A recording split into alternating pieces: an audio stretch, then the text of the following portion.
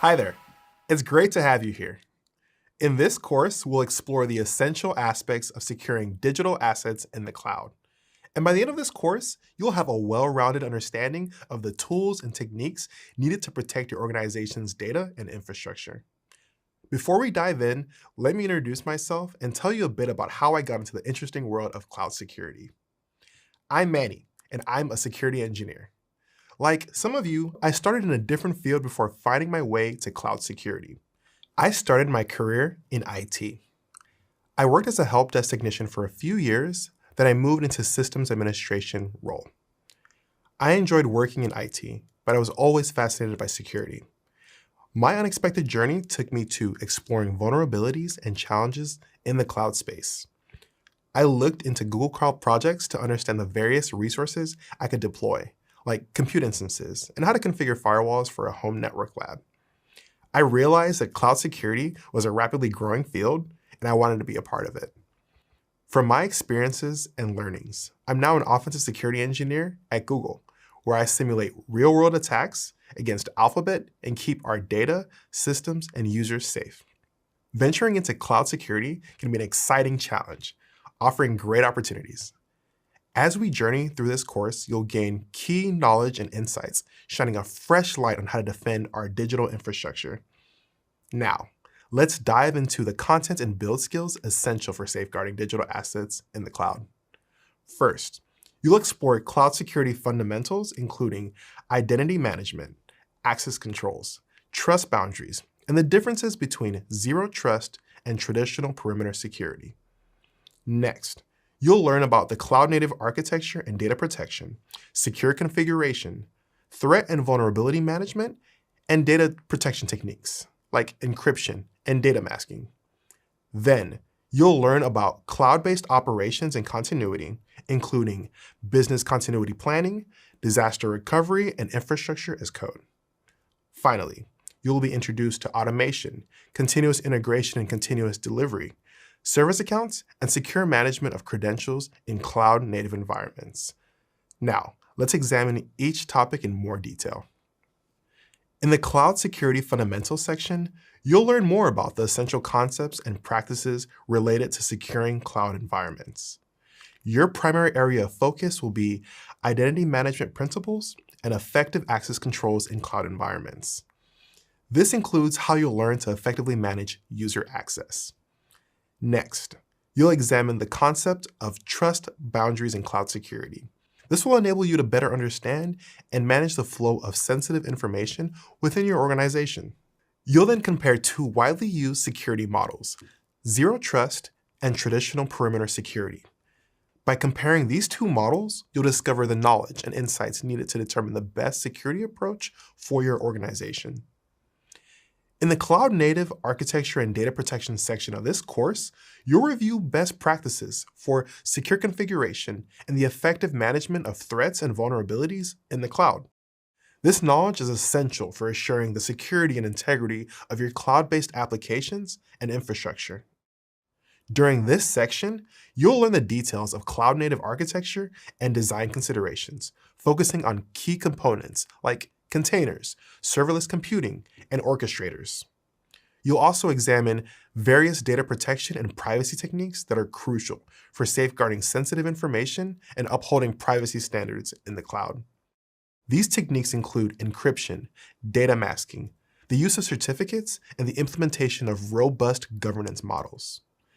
In the cloud-based operations and continuity section, you'll first focus on business continuity planning within the world of cloud computing. You'll inspect the steps organizations take to develop a robust plan that enables recovery from any potential disruptions that may occur. You'll also explore various key concepts and technologies that are crucial for efficient cloud-based operations. These include infrastructure as code, or IAC, automation and continuous integration and continuous delivery, or CI/CD. Along with these concepts, this section will also cover the usage of service accounts within cloud-native environments and the topic of secure credential handling. Throughout this section, you'll learn the importance of automating processes and securely managing credentials.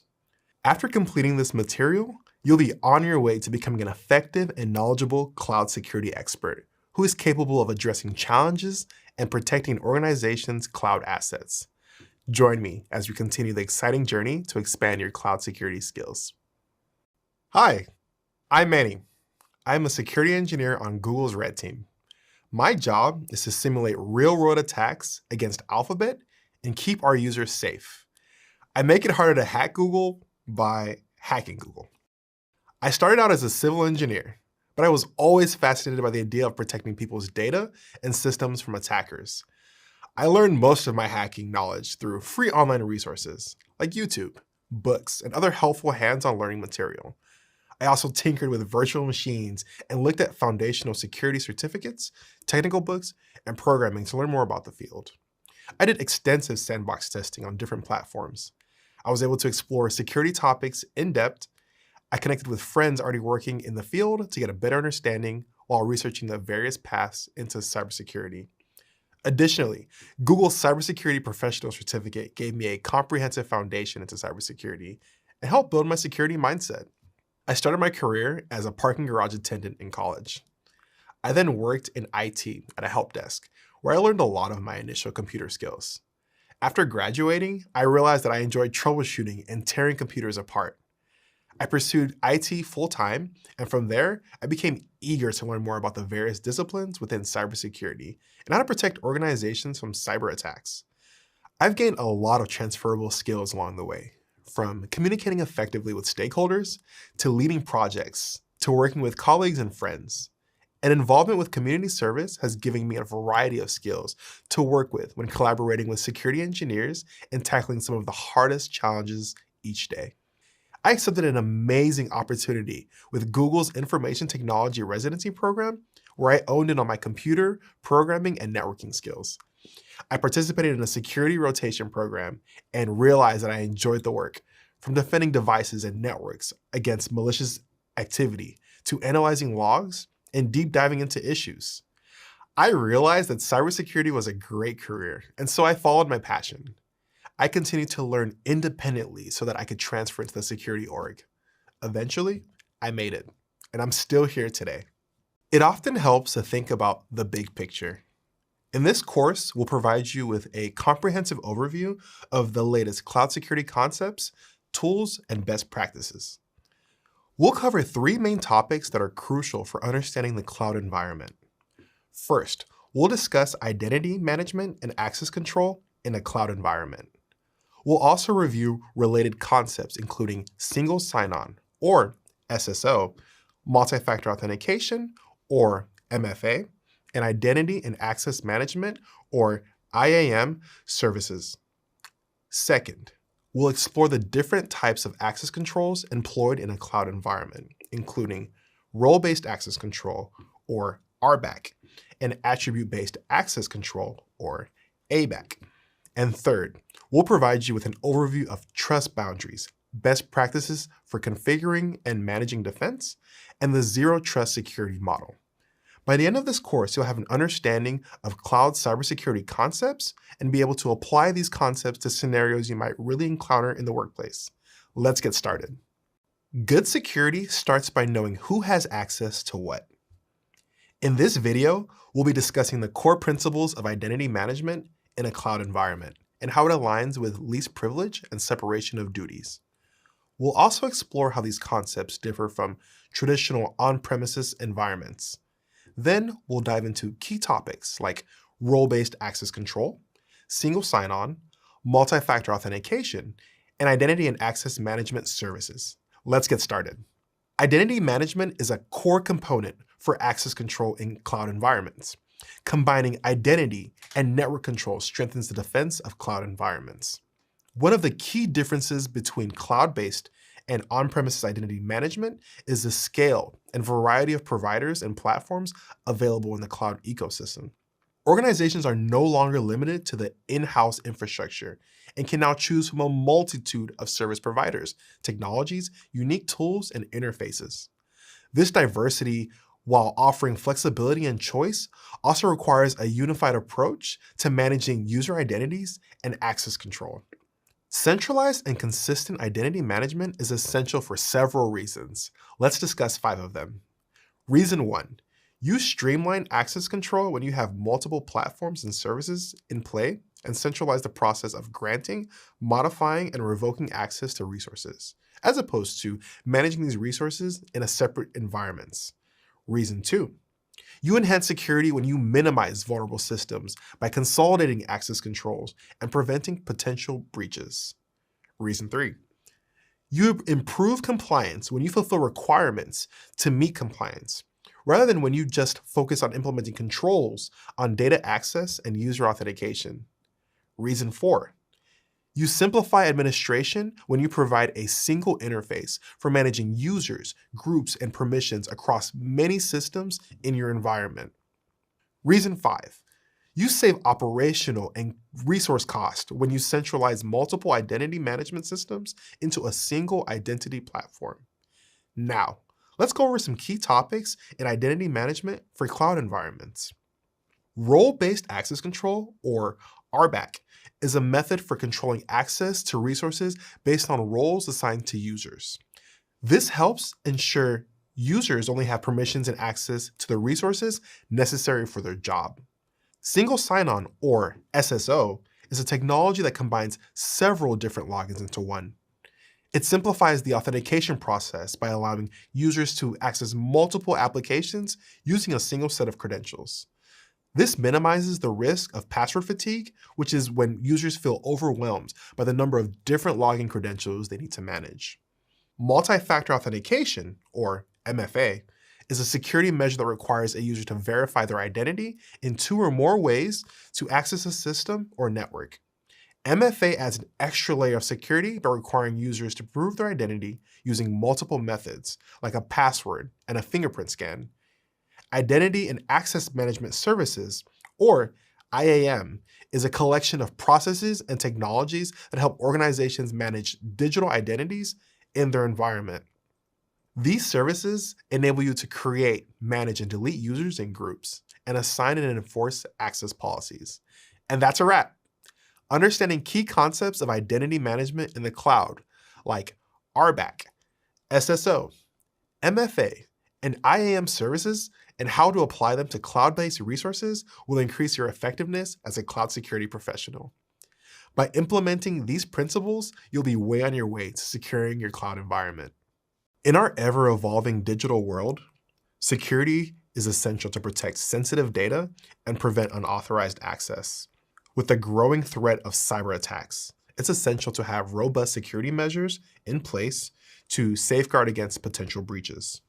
Fortunately, the AAA framework provides a reliable and effective way to help ensure security in computer systems. So, what are the 3 essential components of AAA? Authentication, authorization, and auditing, or AAA for short, describes a security framework that is used to verify the identity of users or groups in systems and grant them access based on their privileges. Let's examine each component. First is authentication. Authentication is the process of verifying who someone is.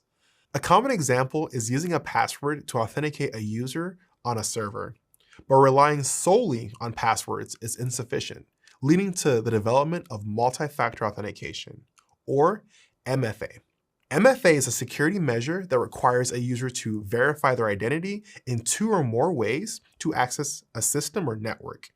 Importantly, MFA prohibits the use of identical factors for authentication, adding an extra layer of security that helps protect against unauthorized access.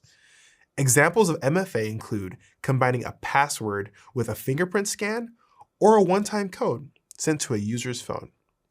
This approach significantly reduces the risk of unauthorized access, as malicious actors would need multiple forms of authentication to breach the system. Next, we have authorization. Authorization is the concept of granting access to specific resources in a system. One form of authorization is role-based access control, or RBAC. RBAC is a method of controlling access to resources based on the roles assigned to users. RBAC streamlines the process for administrators, allowing them to manage permissions collectively rather than individually. Understanding the differences between authentication and authorization, their respective roles in identity management and access control, and their importance in maintaining system security is crucial.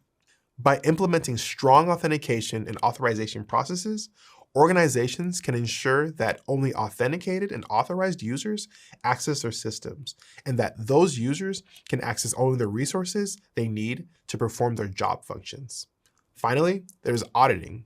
Auditing is the process of recording and reviewing system activity to ensure compliance with security policies and identifying potential security breaches. The primary purpose of auditing is to ensure that any deviations from the expected behavior of a resource are identified and addressed. Auditing also helps identify potential security threats and vulnerabilities. There are several types of audits that can be conducted, including compliance audits, security audits, and operational audits. Compliance audits ensure that the organization is complying with the relevant laws and regulations.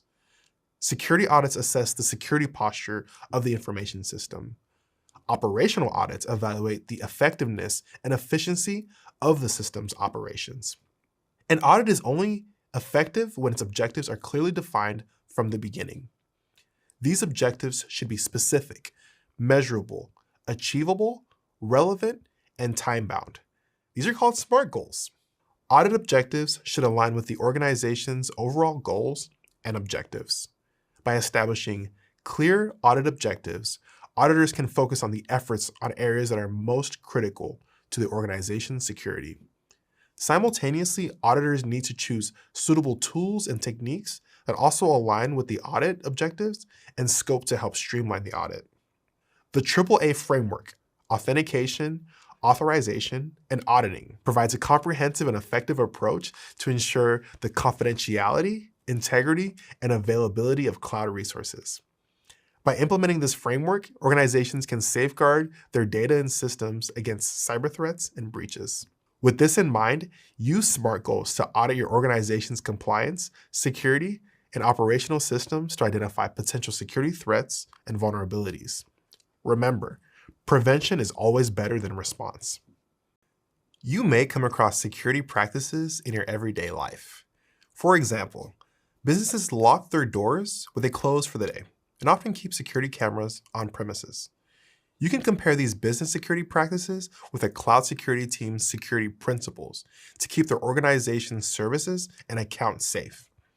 In this video, we'll discuss important topics related to security risk and best practices to help keep systems and data secure and protected.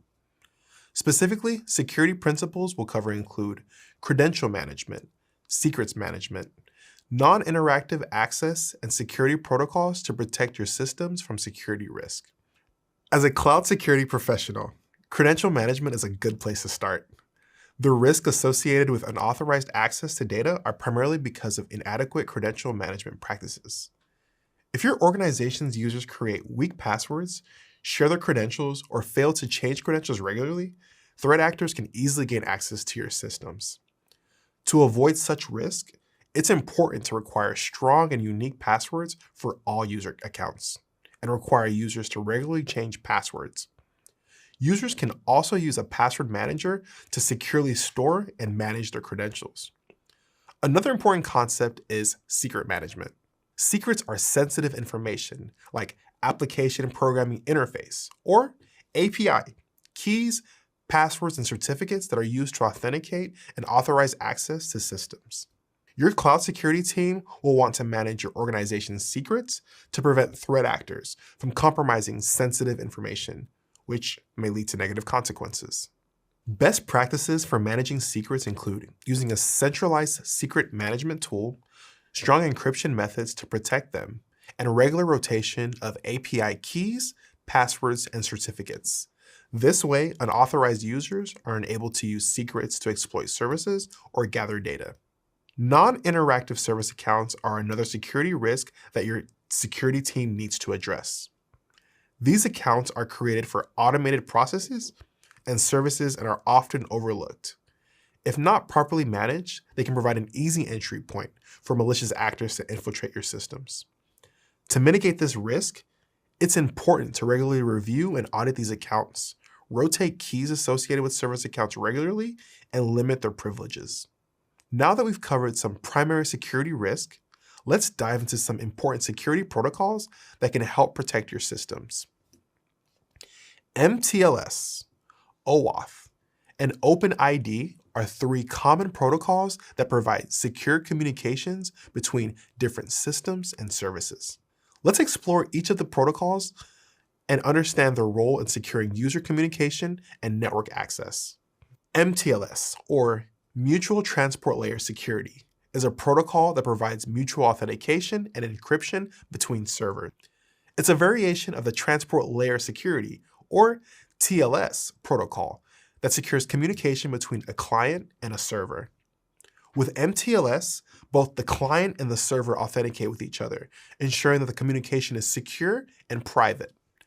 This helps prevent potential breaches or attacks and ensures that only authorized parties can access the information being exchanged.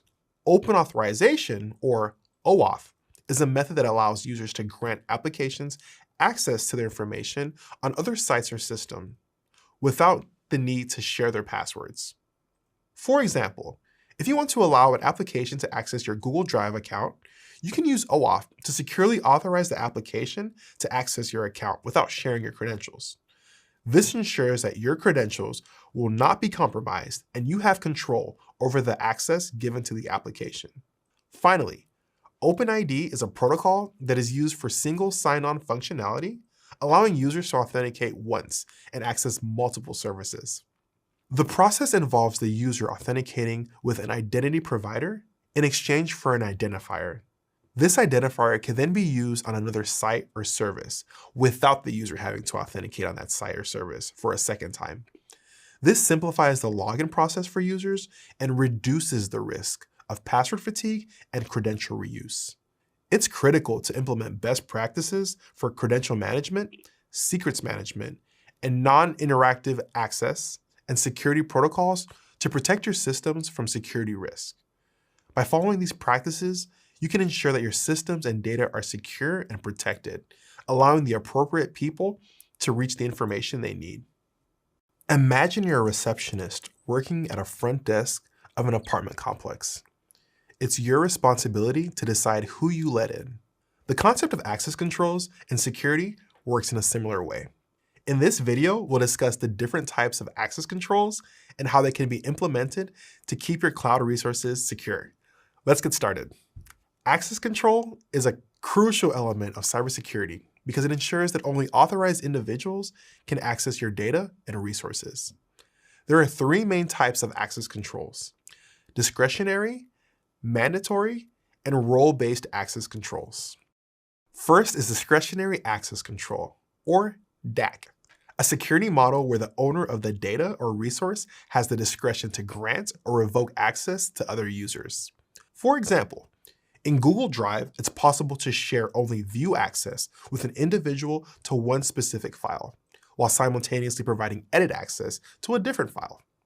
Both files can reside within the same directory.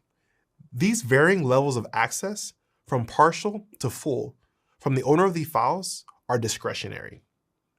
In a cloud environment, DAC can be implemented using Access Control List, or ACLs.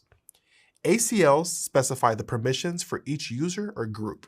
Next is Mandatory Access Control, or MAC, which is a strict security model in which access is granted based on predefined security policies.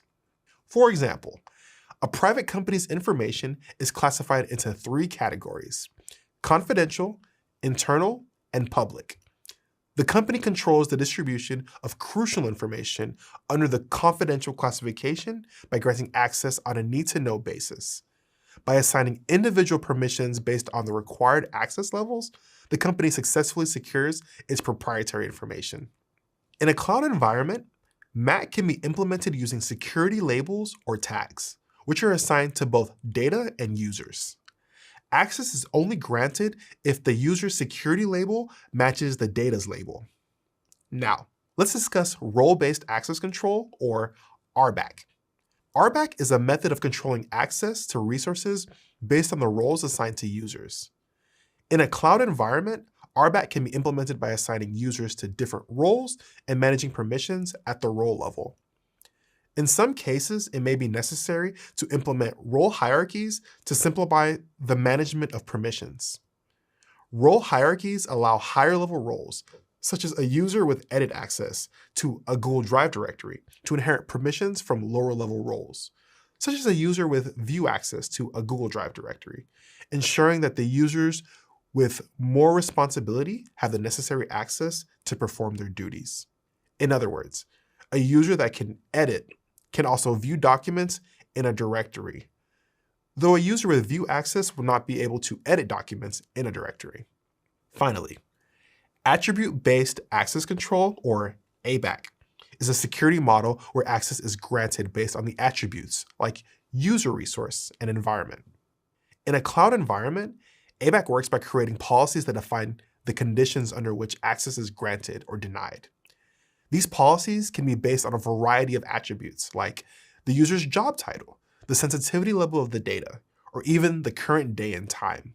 Implementing ABAC in a cloud environment typically involves setting up a policy decision point, or PDP, and a policy enforcement point, or PEP. The PDP evaluates policies and makes access decisions, while the PEP enforces those decisions by granting or denying access to the resources. As a cloud security professional, you'll need to apply a multifaceted approach to effectively implement access controls in the cloud and secure your data. One key component to implementing access controls in the cloud is identity and access management, or IAM. Remember, IAM allows you to manage users, groups, roles, and permissions across your cloud environment. Along with IAM, organizations must consider policies and resource hierarchies. These are crucial for structuring and enforcing access controls. Now that you know the different access control types, let's discuss some best practices for implementing access controls in cloud environments. The top 3 best practices include: 1. Apply the principle of least privilege, granting users only the permissions they need to perform their tasks. 2. Separate duties to minimize the risk of unauthorized access or actions. 3. Regularly audit access controls in your cloud environments to ensure access permissions are up to date. Then review and update and add or revoke access when necessary. By implementing these access controls, you can ensure the security of your data in the cloud. Remember, as a receptionist of the cloud, you only want to let approved guests and visitors into the building. Setting boundaries is important. In this video, you'll learn the different types of perimeter protection, explore various types of defenses, and learn about the importance of trust boundaries. Finally, you'll learn best practices for configuring and managing these controls. This is all very exciting stuff. Let's get into it. With the increasing adoption of cloud environments, perimeter protection has been more essential than ever. In a cloud environment, perimeter protection refers to the security measures implemented at the edge of a network or system to defend against unauthorized access and cyber threats. As a cloud security professional, there are several types of perimeter defenses that can be implemented to protect a cloud environment. Let's explore some of them.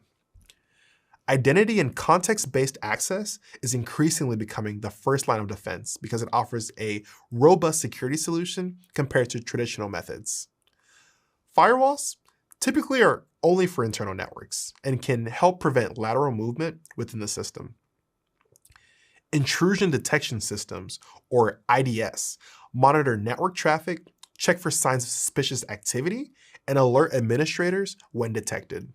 Moving along the same lines as the intrusion detection system, IDS, we come across a similar yet distinct system, the intrusion detection and prevention system, IDPS. Intrusion detection and prevention systems, or IDPS, monitor network traffic for signs of malicious activity and either alert the administrator or actively block the threat, or both.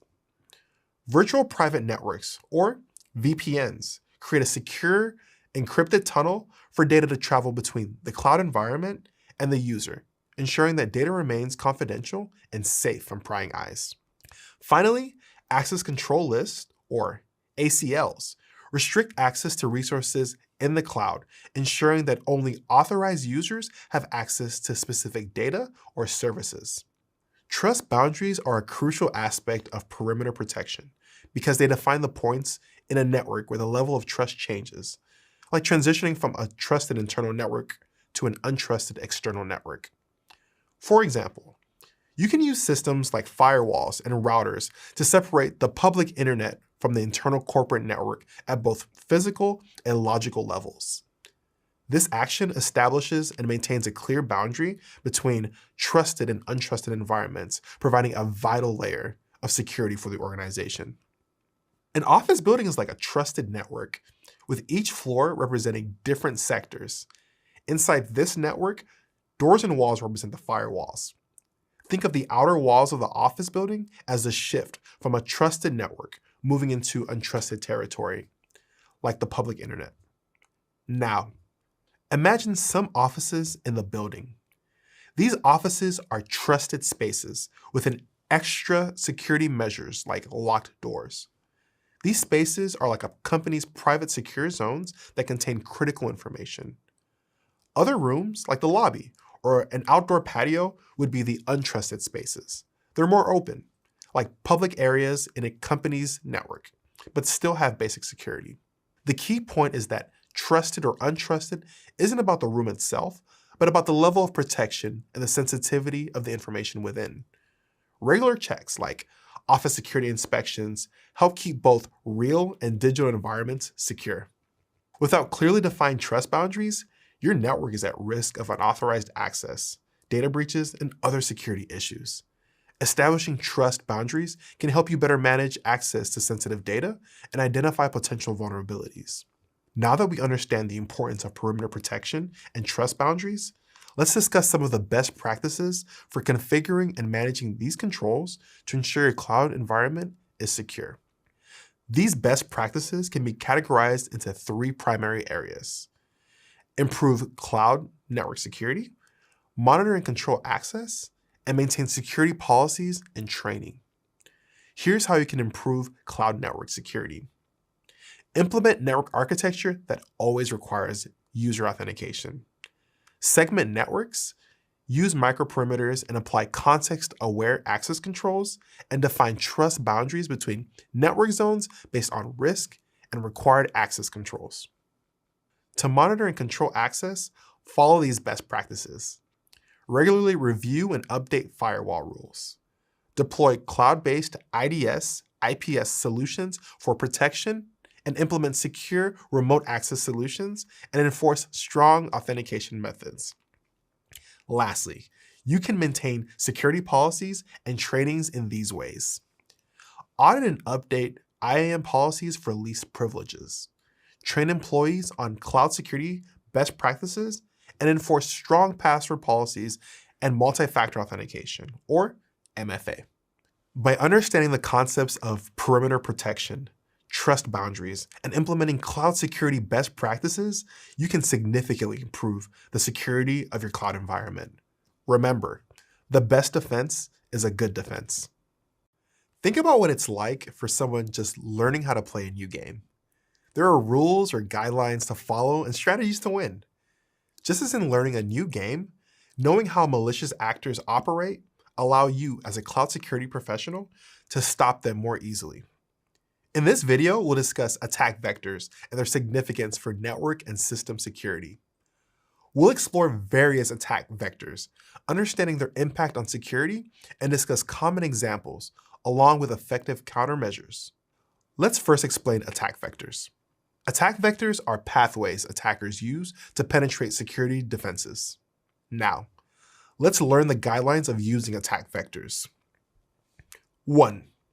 Gain insight into attack vectors that are vital for network and system security. 2.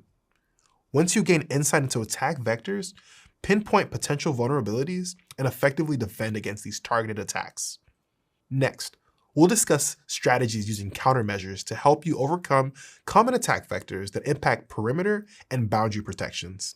Malicious actors may use social engineering techniques that exploit human mistakes to gain access to sensitive data or valuables.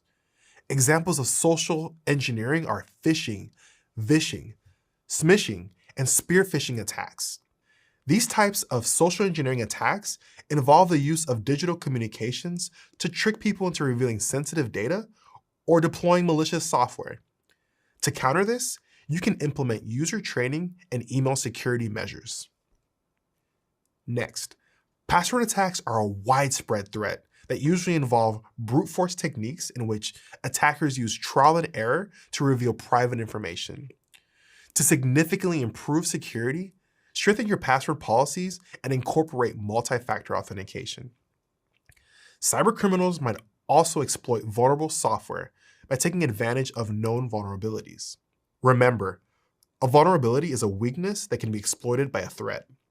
To counteract this, it's crucial to regularly patch and update software and use vulnerability scanning tools. Then there's malware, or software designed to harm devices or networks, which infiltrate and compromise systems. To combat malware, use advanced malware protection solutions and regularly update your software. Lastly, distributed denial of service, or DDoS attacks, are a type of denial of service attack that uses multiple devices or servers located in different locations to flood the target network with unwanted traffic. This can cause service outages and potential unauthorized access. To protect your company from these attacks, deploy DDoS mitigation services and monitor network traffic. It's important to know the threat actors you might encounter and how they think. You'll first need to understand guidelines of using common attack vectors. Next, you can utilize strategies to implement robust perimeter and boundary protection measures. Then, you're in a position to keep your network and systems secure. User authentication, or verification, is similar to receiving a phone call, and the phone displays the caller's name and number. Verification allows organizations to help ensure that an individual accessing any asset or piece of data is who they claim to be. In this video, we'll explore the Zero Trust security model and how it differs from traditional models.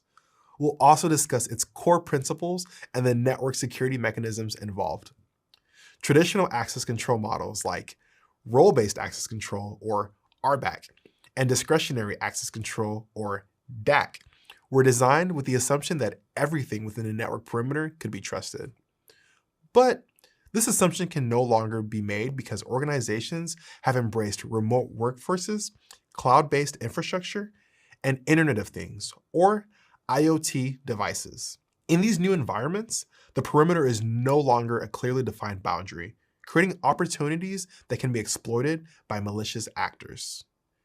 In recent years, the adoption of the Zero Trust security model has been one of the most significant shifts, offering a more robust and adaptable approach to security in today's complex distributed IT environments.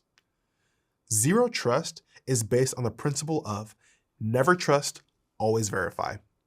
This means that every user, device, or system must be authenticated and authorized before accessing any resources or data. This approach assumes that any user or device, whether inside or outside the network perimeter, could be compromised.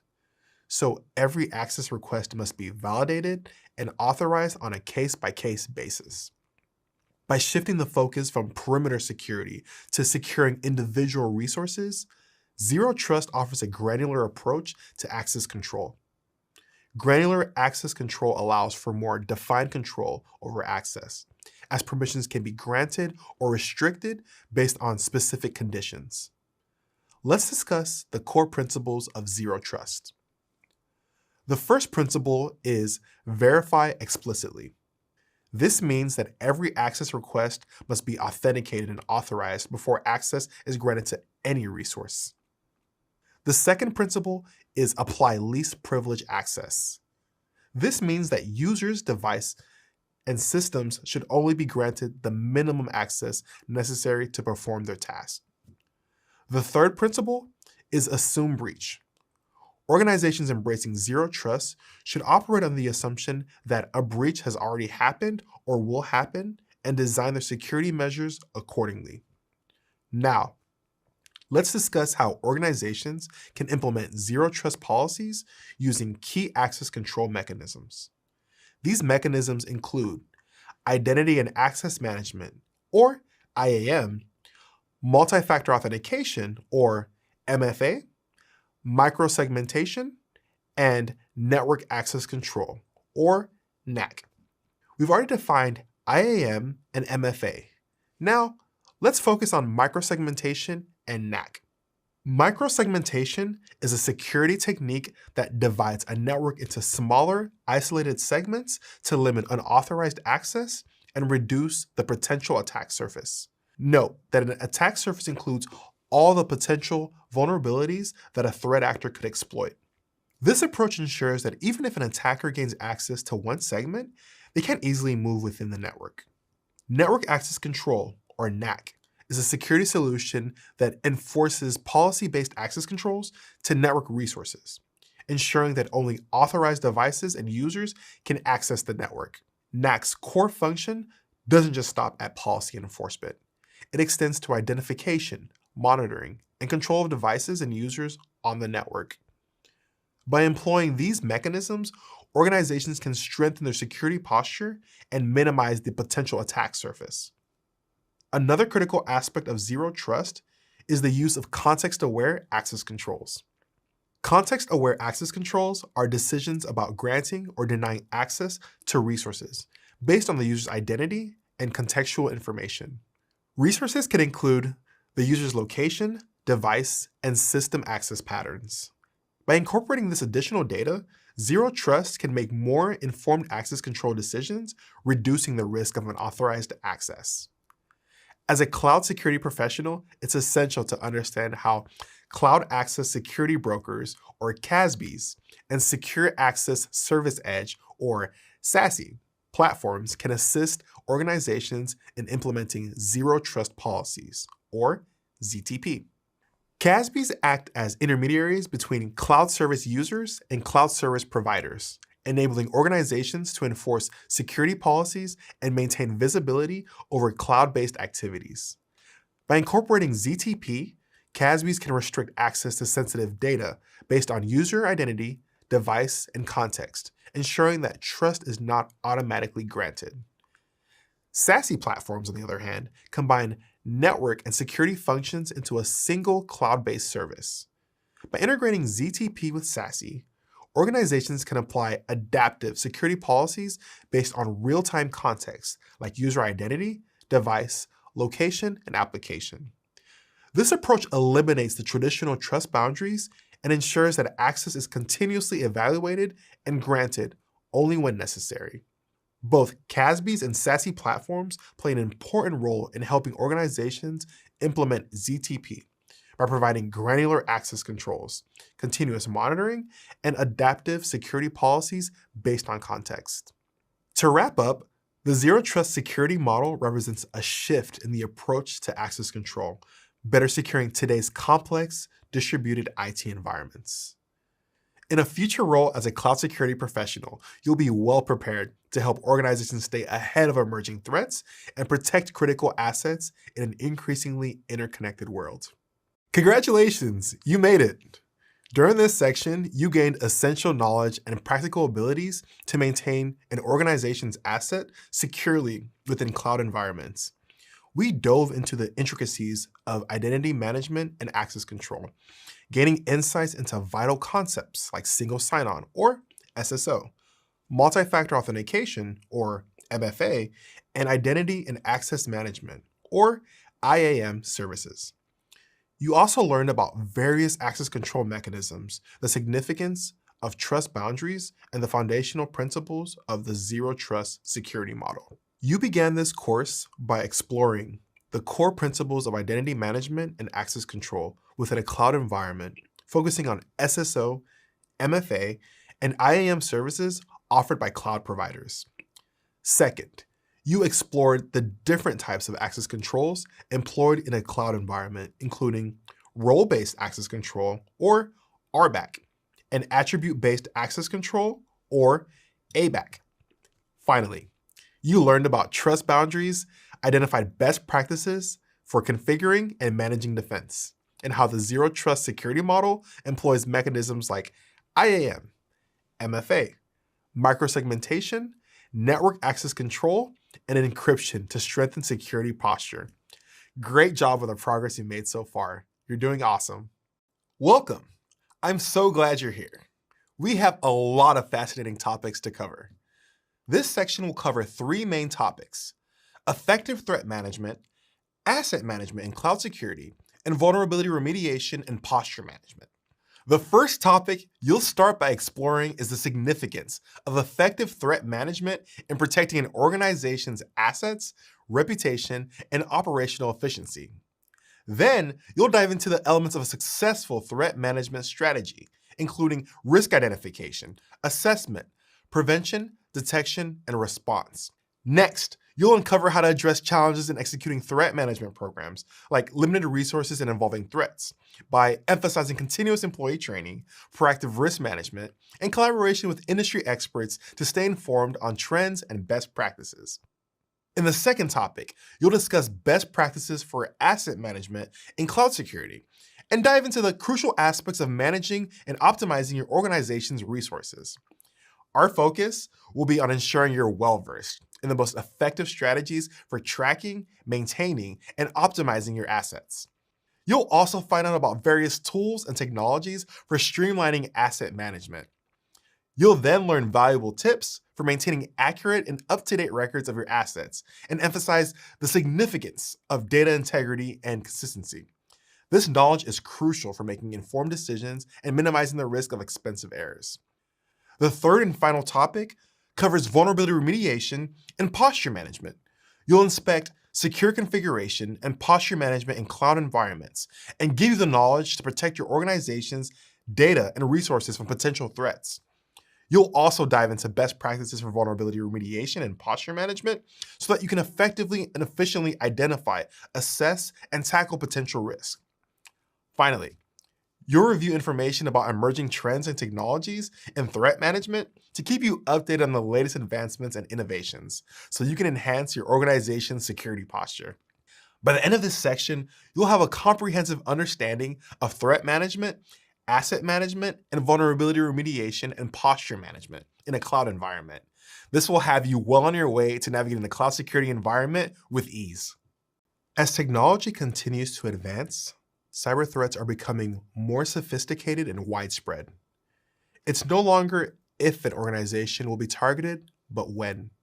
That's why having an effective threat management strategy is crucial for protecting your organization's digital assets. In this video, we'll discuss the essentials of establishing a strong threat management strategy. A threat management strategy is a comprehensive plan that addresses the various types of cyber threats an organization may face. This strategy should include preventive measures, incident response procedures, and regular audits. The key component of effective threat management strategy are prevention, detection, response, and recovery. Prevention involves implementing security controls to prevent cyber attacks from occurring in the first place. This includes firewalls, endpoint protection software, and access controls. Detection involves monitoring systems and networks for any signs of suspicious activity. This includes intrusion detection systems, log analysis, and security information and event management, or SIEM systems. Response involves quickly identifying and containing any cyber attacks that occur. This could include incident response plans, communication protocols, and emergency response teams. And finally, recovery involves restoring systems and data to their pre-attack state. This could include backups and disaster recovery plans. As a cloud security professional, implementing an effective threat management strategy is not without its challenges. One of the biggest challenges is the constantly evolving nature of cyber threats. As soon as you think you've handled one threat, another one emerges. Another challenge is the lack of resources and expertise in the field of threat management. A lot of organizations struggle to keep up with the latest threats and don't have the staff or resources to effectively manage them. Finally, there's a challenge of balancing security with productivity. Organizations need to ensure that their threat management strategies don't hinder their employees' ability to do their jobs. So, what can organizations do to overcome these challenges and implement an effective threat management strategy? The first step is to stay informed about the latest threats and trends in cloud security. This can include training, attending conferences, and staying up to date on the latest industry news. The second step is to invest in the right tools and technologies to help you manage threats more effectively. This can include next-generation firewalls, NGFWs, intrusion detection systems, and threat intelligence platforms. Ultimately, organizations must encourage and reinforce cybersecurity awareness among their employees, especially because people represent the most susceptible element in security systems. For step 3, organizations can support their employees when they create a culture of awareness through regular training and maintaining clear communication about the importance of security measures. Organizations rely heavily on IT systems to operate efficiently, but without proper maintenance and regular audits, systems can be vulnerable to cyber attacks and downtime. Regular audits can help identify vulnerabilities in your system that may have gone unnoticed. By being proactive, you can address these vulnerabilities before malicious actors can exploit the system. Downtime can be a severe issue for any business. It can lead to lost revenue, decreased productivity, and even damage the business's reputation. Regular audits can help increase system uptime when the system is working by identifying potential issues before they cause downtime when the system isn't working. Audits provide valuable insight into the health of your cloud resources. By understanding your audit results, you can make informed decisions on where to invest resources to ensure your systems are working at peak performance. In summary, regular audits are critical to protect organizations from cyber attacks, increase system uptime, and uncover vulnerabilities that may have gone unnoticed. In this video, you explored the fundamental components of a threat management strategy, uncovered how to address potential challenges, and learned the importance of regular audits for enhancing cyber defenses. By taking these insights into account, you'll become better prepared to actively protect your organization from the rising regularity of sophisticated cyber threats. My name is Ari. I am the lead security engineer for Google's threat analysis group. Basically, we try to protect Google's users as well as Google itself. And we do this by having these 3 different missions, namely tracking financially motivated threat actors, tracking disinformation, as well as tracking various government-backed threat actors. My favorite thing about my job is that we are basically protecting the more vulnerable population of the internet. This includes activists, dissidents, journalists, as well as other political entities. How did I get started? Somewhere between my junior and senior year of undergrad, I ended up joining a cybersecurity competition. I haven't been around other people that were very much interested in security before. So going to the cyber camp, I was like, oh, this is awesome. And I love the vibe, and everyone was so friendly and sharing tips and all that. I was actually enjoying myself. So I was like, yes, this is for me. A lot of companies have information or data in the cloud, and it's very important to protect these assets. Having knowledge of how to secure these assets in the cloud is very important as a skill, especially when you're trying to work in cybersecurity, as everyone is moving all of their data into the cloud. If you're just starting out in your cybersecurity career, my advice would be to go seek out mentors. Aside from trying to learn everything you can, trying to watch videos, trying to take time to read books, I would also reach out to a few people that you admire. A lot of the people in cybersecurity are very helpful. You can go to a lot of conferences, or you can join various different local communities, as well as basically just going through your local cybersecurity meetups. There's a lot of people that have helped me out and pointed me to the correct resources in order for me to further my skills as well as further my career. Working in cybersecurity, I think, is very much like an adventure. Sometimes you don't know what you're gonna get, right? Sometimes it's gonna be awesome and it's gonna be amazing. Sometimes it's a very difficult adventure, but at the end of the day, you actually end up learning something. Organizing a closet is one of those chores we might put off. The longer you wait and the more you pile into the existing pile, the more work you'll have to do later. When you access a well-organized closet, it'll take you less time to get what you need, and so you'll be more efficient. Maybe you'll even save some money because you want to buy something you couldn't find in a messy closet. Proper asset and resource management, similar to a closet, saves time and increases efficiency and can help cut costs. In this video, you'll learn more about the role of asset management in maintaining a secure and well-organized digital environment. We'll uncover best practices for managing your assets and tools and technologies that can help streamline these processes. You'll also learn tips for maintaining accurate and up-to-date records to ensure a smooth and efficient asset management process. Ready? Let's get started. You may be wondering, what is asset management? Asset management is the process of tracking assets and the risks that affect them. Effective asset management is key for maintaining a secure environment because it helps organizations identify and track critical assets, detect and respond to security incidents more effectively, and mitigate risk associated with unauthorized access, data breaches, and other cyber threats. In the context of cybersecurity, asset management involves identifying all devices, software, and data within the organization, classifying assets based on their sensitivity and criticality, tracking assets throughout their life cycle, from procurement to disposal, and ensuring proper security controls are in place for each asset. Let's examine some best practices for asset management. First, it's important to develop an asset inventory and create a comprehensive, centralized inventory of all digital assets, including devices, software, and data. This inventory should include information like asset type, location, owner, and any associated security controls. Next, categorize assets based on risk. Assess the risk associated with each asset and categorize them accordingly. This will help prioritize security efforts and allocate resources more effectively. It's important to establish ownership and accountability. Assign clear ownership and accountability for each asset to ensure that they are properly managed and protected. Then, you can make sure to implement access controls.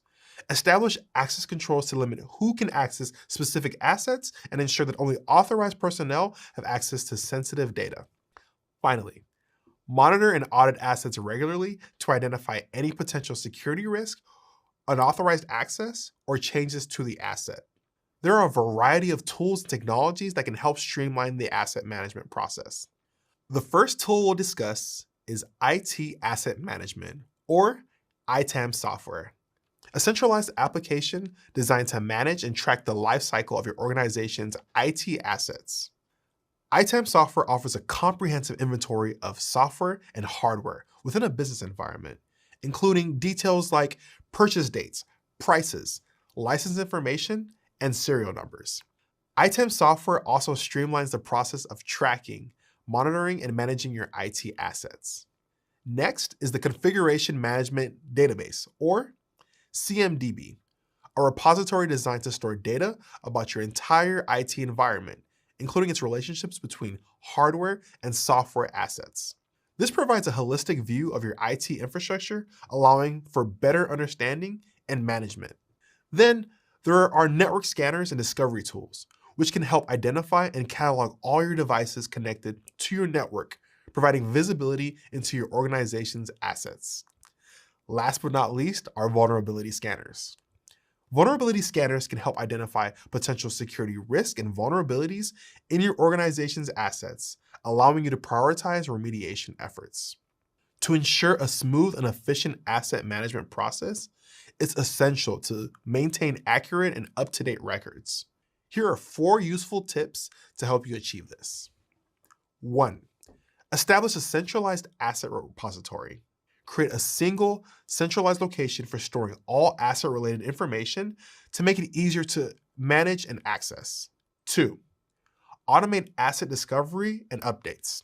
Utilize tools and technologies that can automatically discover and update asset information, reducing the risk of human error and ensuring that your records are always current. 3. Implement a regular review process. Schedule regular reviews and audits of your asset records to identify and correct any discrepancies or outdated information. Finally, train your staff. Provide training and resources to your staff on the importance of asset management and clearly define their role in maintaining accurate records. Effective asset management is an important aspect in a robust cybersecurity strategy. By following best practices, utilizing the right tools and technologies, and maintaining accurate and up-to-date records, you can ensure that your organization's assets are well protected and secure. In this video, we'll discuss how a comprehensive asset management system provides transparency and continuous monitoring for cloud resource usage. You'll also learn the steps for effective asset management, including identifying assets, categorizing them based on risk levels, and maintaining accurate digital records. It's important to call out. Our discussion in this course should not be considered legal advice. As a cloud security professional, the first step in effective asset management is to identify all the assets within your cloud environment. When the cloud security team identifies assets, it helps them understand the scope of their cloud environment and prioritize resources based on their criticality. Assets include servers, like virtual machines, which run your applications and services within your cloud environment. Databases, which holds your organization's data and are important components of your cloud infrastructure. Applications including various software programs and tools, web applications, mobile apps, and application programming interfaces, or APIs. Other resources like load balancers, storage buckets, and network components are also part of your cloud environment.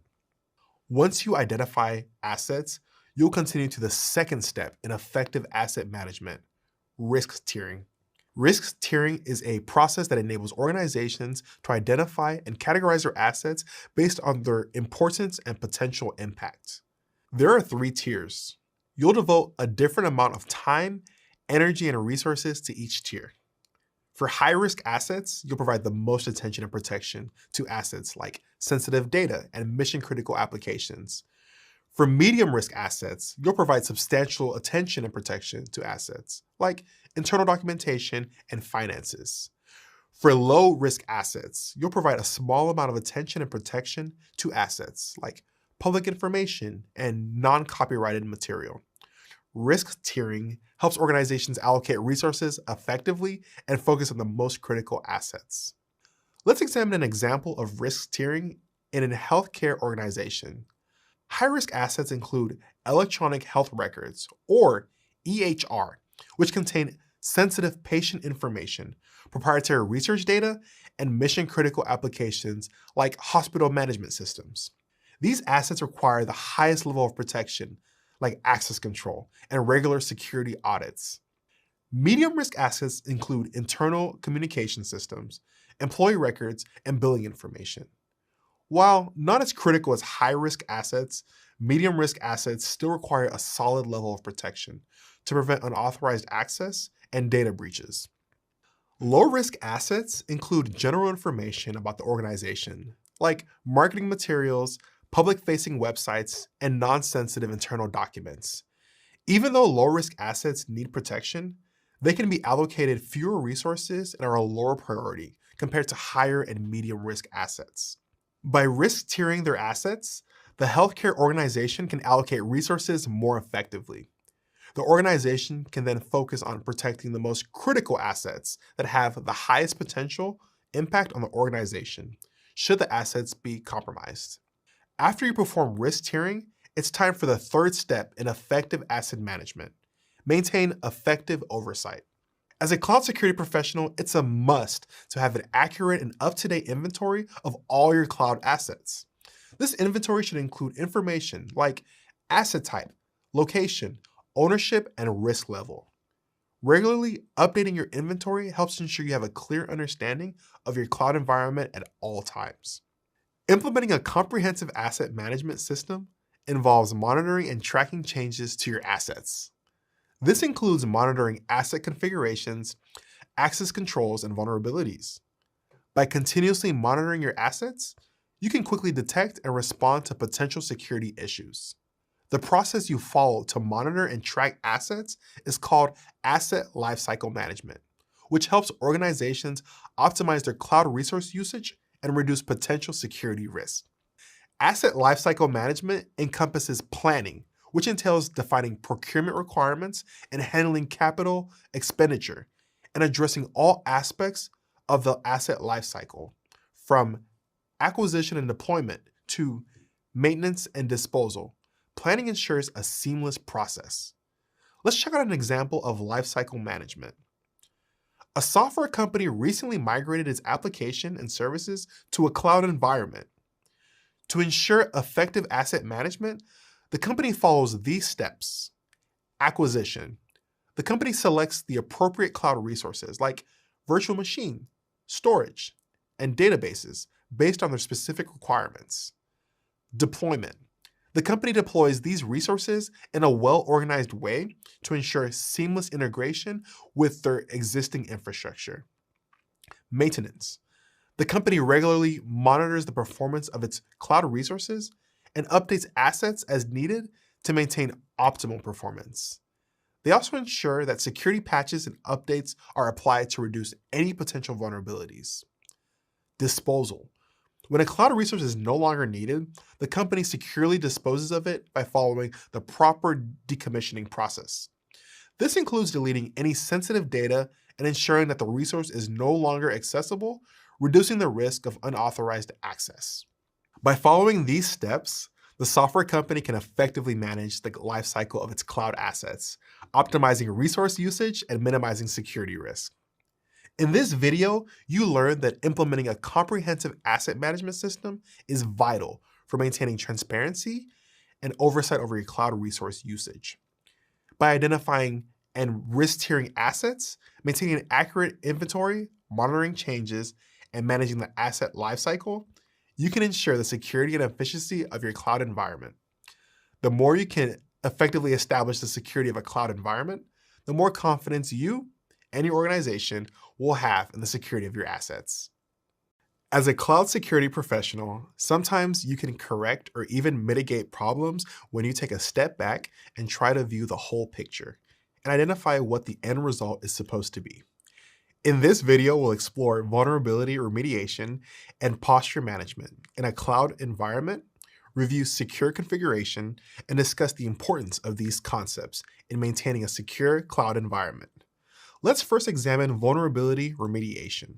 Vulnerability remediation is the process of identifying, assessing, and resolving security vulnerabilities in your cloud environment. Vulnerability remediation is a process that typically involves 6 steps. 1. Identify vulnerabilities through automated scans, manual testing, or third-party reports.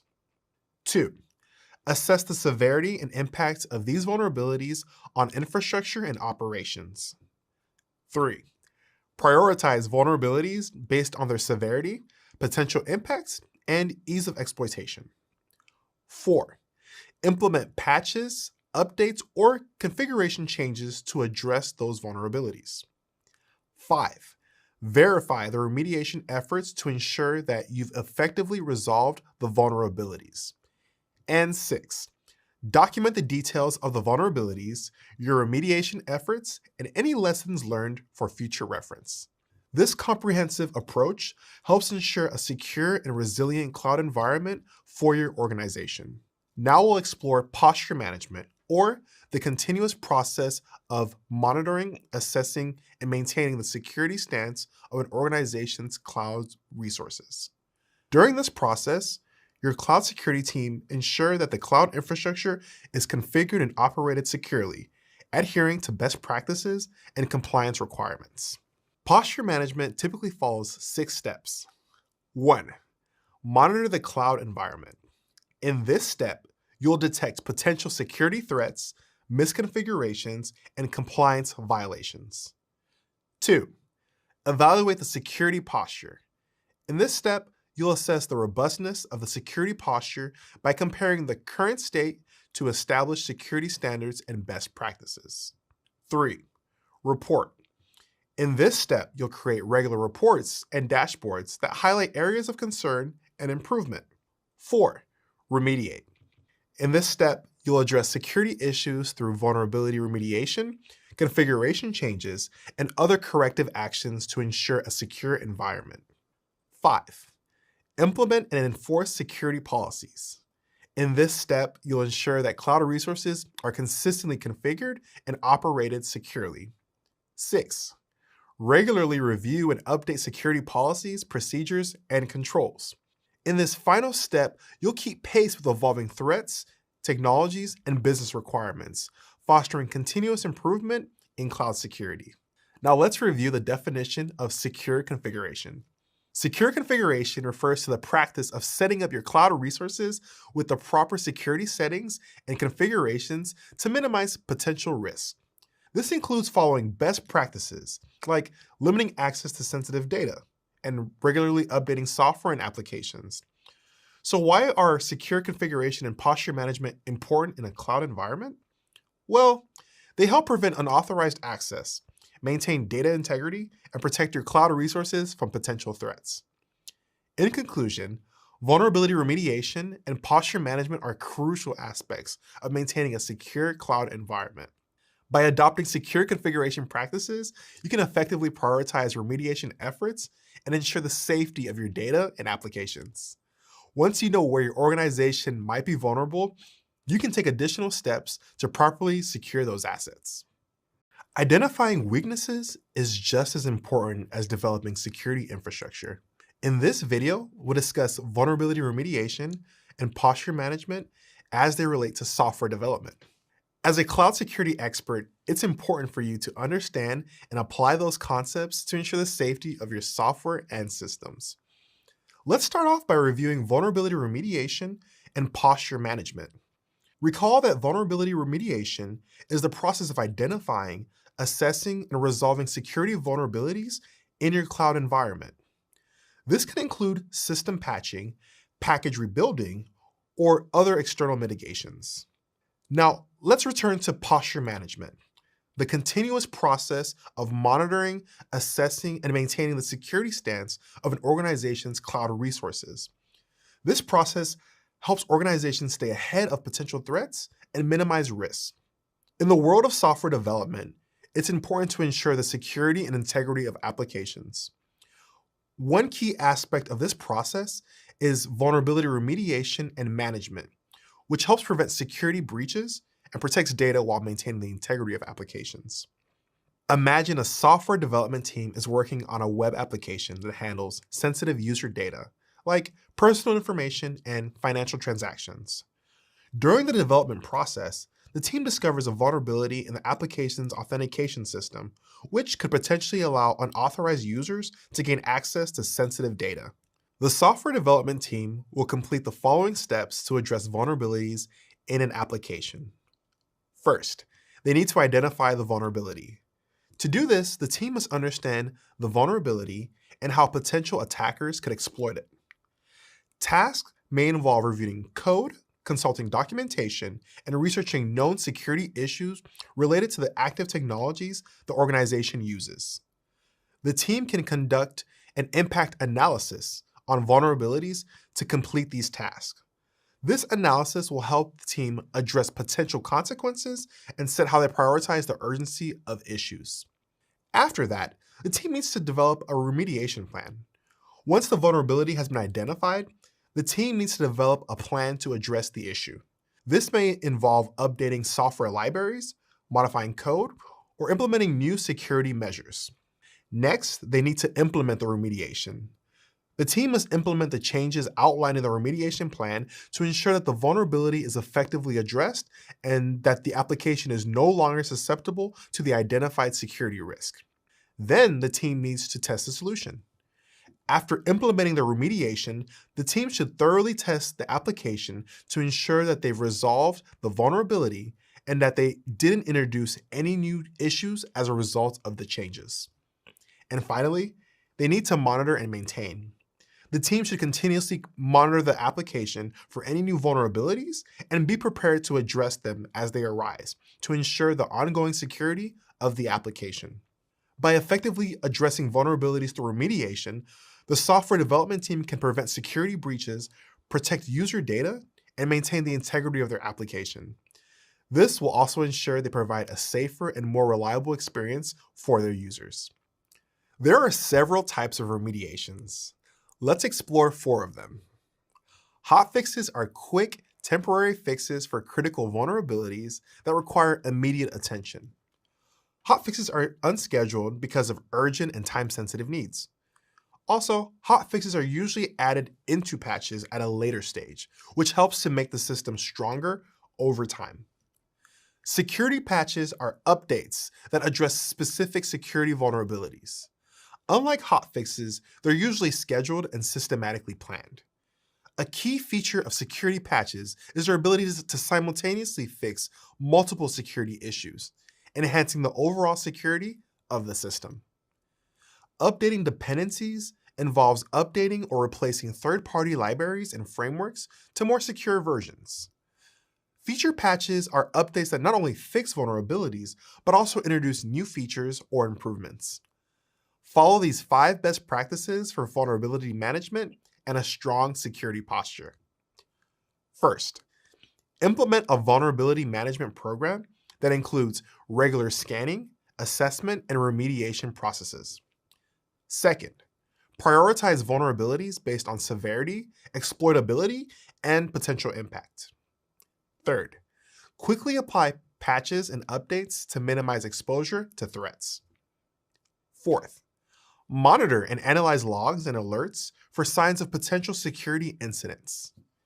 And fifth, continuously improve your security posture through training awareness and process improvements. Now that you have a better understanding of vulnerability remediation and posture management, you can begin applying these concepts to cloud security-related scenarios. Automation is becoming increasingly common in technology. It can help improve the efficiency of systems and strategies. In this video, we'll explore automation tools for posture management and vulnerability remediation. We'll also discuss best practices for validating security remediations to ensure compatibility and minimize potential disruptions. The features and benefits of IT automation tools include flexibility, efficiency, and consistency. These tools are flexible because they support various platforms and environments. These tools are efficient because they allow for faster deployment of updates and patches. And these tools ensure consistent configurations across systems. IT automation tools streamline the process of resource provisioning and configuration management and improve the detection and remediation of vulnerabilities. These tools play an important role in how you, as a cloud security professional, can manage complex IT infrastructure and ensure security compliance. Let's compare 2 popular IT automation tools. Ansible, a fast and simple configuration management tool, and Puppet, a more powerful but complex configuration engine. First up are the key features of Ansible. Ansible is an open source IT automation tool that helps organizations manage their infrastructure and applications more efficiently. Ansible has agentless architecture and does not require any additional software to be installed on the managed nodes. It uses yet another markup language, or YAML, for defining automation tasks. YAML makes it easier to create and maintain automation scripts. Ansible's modular design allows for the creation and sharing of reusable components, which can be used to automate tasks across multiple systems. With Ansible, you can also integrate with security tools like vulnerability scanners and intrusion detection systems to automate security tasks and enhance overall security posture. Next, here are the key features of Puppet. Puppet is another popular IT automation tool that helps organizations manage their infrastructure and ensure security compliance. Puppet uses a declarative language to specify the desired infrastructure configuration. This approach allows it to manage the implementation details itself. Puppet is designed for scalability. Puppet is suitable for organizations of all sizes because you can match the software to meet the needs of your organization, from small businesses to large enterprises. Puppet also provides comprehensive reporting and auditing capabilities, enabling organizations to track changes, demonstrate compliance, and identify potential security issues. And created with extensibility in mind, Puppet includes a wide range of modules and plugins. This enables organizations to extend its functionality and tailor it to meet their needs. Along with IT automation tools, businesses also need to have robust update and patch management tools in place. Update and patch management tools are essential for businesses to mitigate security risk. They ensure timely installation of updates and patches and address vulnerabilities, decreasing the possibility of cyber attacks. Organizations are recommended to have proper patch management processes in place to ensure the security of their systems and data. These tools help maintain compliance with various industry regulations and standards. Also, regular updates can improve system performance and stability by fixing errors and optimizing code. Finally, the automation of update and patch deployment can reduce the manual effort required from IT teams, allowing them to focus on other critical tasks. Before deploying security remediations, it's important to validate them to ensure compatibility and minimize potential disruptions. Some best practices for validating security remediations include canary testing, rolling deployments, and blue-green testing. Let's quickly review each best practice. Canary testing involves deploying a security update to a small percentage of the environments first, monitoring its impact, and then rolling it out to the rest of the environment if no issues are detected. This approach helps minimize the risk of widespread disruptions caused by a problematic update. Rolling deployments involve gradually deploying a security update across the environment in stages. This approach allows you to monitor the impact of the update on each stage and address any issues before moving on to the next stage. Blue-green testing involves creating two identical environments, blue and green, and deploying a security update to one of them while the other remains unchanged. Once the update is tested and verified in the updated environment, traffic is gradually shifted from the unchanged environment to the updated one. This approach helps minimize downtime and allows for easy rollback when appropriate. The key to helping an organization maintain a secure and well-managed cloud environment is threefold. First, use IT automation tools like Ansible and Puppet.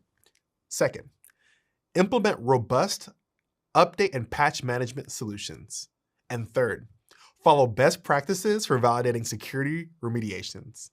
The more you know about these tools and concepts, the more prepared you'll be to navigate modern cloud security environments.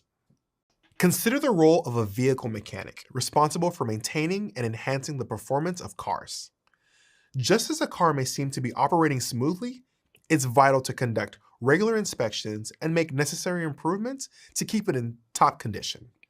Systems, much like cars, also require periodic checkups and updates to maximize their effectiveness. In this video, we'll explore two key system maintenance methods, patching and rehydration. Let's get started. First up is patching. Patching is the process of installing updates to software to address vulnerabilities, improve stability, or add new features. In the context of system maintenance, patching plays an important role in keeping systems and applications secure and up to date, reducing the risk of cyber attacks. As a cloud security professional, you'll follow these mechanics of patching steps. Step 1. Develop a cloud-based inventory and baseline. The first step is creating a baseline of all the resources in your environment. This baseline is a reference point for tracking any changes. Be sure to maintain and update this list regularly. Step 2. Identify vulnerabilities and available patches for the system. Next, identify possible vulnerabilities on resources in your environment. Tools like vulnerability scanners can help you in this process. After identifying these vulnerabilities, find patches that are compatible with the system. Once you have appropriately identified the vulnerabilities and their corresponding patches, it's crucial to examine how these patches will affect the system. Step 3. Assess the patch's impact on the system. Patches may affect the performance of the system. A system evaluation should consider effects on stability, software compatibility, and performance of the patch. This evaluation should also consider the risk associated with leaving the vulnerability unpatched. Step 4. Download and test the patch in a non-production environment. Download the patch from a trustworthy source. Before deploying it in the production environment, test the patch in a non-production environment that closely resembles the existing system. This ensures the patch operates as intended without causing any additional problems. But we're not done yet. Step 5. Schedule the downtime or plan a service restart. Installing patches may require system downtime. To minimize the impact on operations, schedule this during off-peak hours. Also, make sure to communicate the estimated downtime to stakeholders. Step 6. Backup data and system configurations. Next, back up all the essential data and system configuration files. Doing so will enable you to restore the system to its previous state if the patch causes unexpected issues. With all important data and system configurations securely backed up, you can start to apply the patches. Step 7. Apply the patch to the system. Now you can apply the patch to the system. This step includes the actual installation of the updates. Step 8. Verify the patch's effectiveness and stability. The final step of the patching process is to confirm whether the patch has successfully fixed the intended vulnerabilities and monitor the system performance to make sure no new issues have emerged. Now, let's discuss rehydration. Rehydration is a cloud-native process where new servers are created with the latest updates and patches, allowing for the workload to be transferred from old servers and for the outdated servers to be decommissioned or destroyed. Unlike conventional patching, rehydration emphasizes continual replacement with up-to-date instances. Let's review each rehydration step in detail. Step 1. Inventory of all cloud-based resources. In the first step of rehydration, establish a system baseline that includes all of your cloud resources as a point of reference. This will assist you in tracking system or configuration changes. Step 2. Identify vulnerabilities and available upgrades. The second step is to identify any vulnerabilities in your resources from the baseline. This includes known bugs, outdated software, or poorly configured settings. Step 3. Run updated and old instances to compare. Once you've created new resources with updates, run them alongside the existing ones. This helps identify and fix issues or compatibility problems before they replace production resources. Step 4. Slowly redirect traffic from old to new instances. Next, slowly redirect traffic from the old resources to the new patched resources to minimize downtime. Doing this gradually ensures that the new resources can handle the workload and that no data is lost in the transition. Step 5. Decommission or destroy old instances. Finally, after all the traffic has been successfully redirected to the new resources, decommission or destroy the old instances. This final step ensures that only updated systems are in the production environment. In this video, we explore the concepts of patching and rehydration system maintenance methods. You gained a better understanding of the mechanics, benefits, and limitations of both methods. Remember, choosing the right approach depends on your system's architecture, environment, and organization's requirements. Be the vehicle mechanic your security system needs. Stay up to date with the latest security updates, and regularly refine your process to ensure your systems remain secure and perform optimally. Hi there. Let's discuss the differences between the patching and rehydration maintenance methods. We'll also cover when to use each approach and the advantages and disadvantages of both. Let's dive in. Patching is a common method of updating software or systems to fix vulnerabilities, errors, or improve performance. It involves applying a small piece of code called a patch to an existing software or system. Rehydration is a more recent approach to updating systems and applications in the cloud. Rehydration involves creating new servers with the latest updates, patches, and then decommissioning or destroying the outdated servers. This method is different from patching, which introduces minor updates to the current system without needing a complete replacement. Now, let's discuss when you, as a cloud security professional, might use patching and when you might use rehydration. Patching is an effective method for making targeted updates, particularly necessary for old systems or monolithic applications. It is especially useful when downtime is unavoidable, ensuring system performance and integrity. Cloud-native rehydration is a process that minimizes downtime and ensures consistency for serverless and containerized applications. It allows easy system updates and is great for maintaining uniform configurations and security settings, making it efficient for large-scale changes. Both methods help keep operations running smoothly, but they have their own unique advantages and disadvantages. Let's start with patching. There are several advantages of patching. Patching includes targeted updates to specific components and doesn't require the entire system to be rebuilt or reconfigured. Also, patching has compatibility with legacy systems. But there are also some disadvantages. Patching can lead to increased complexity and potential for human error. It can also have incomplete updates, leaving systems vulnerable. Cumulative patches can also lead to performance issues. Now let's shift our focus to rehydration. The main advantages of rehydration are speed, consistency, immutable infrastructure, and simplified management, reduced downtime, and reduced human error. Let's discuss these differences in more detail. First is speed. Rehydration is faster, as it replaces components rather than updating existing systems. Second is consistency. This method ensures that all instances of a cloud resource run the same software version, eliminating issues caused by patching. Third is immutable infrastructure. This approach promotes unmodified components after deployment, reducing risk. Fourth is simplified management. Rehydration can be automated for easy cloud resource management and large-scale updates. Fifth is reduced downtime. Rehydration minimizes downtime as it creates new instances with the latest updates. The last is reduced human error. The automation aspect of rehydration decreases the potential for human error.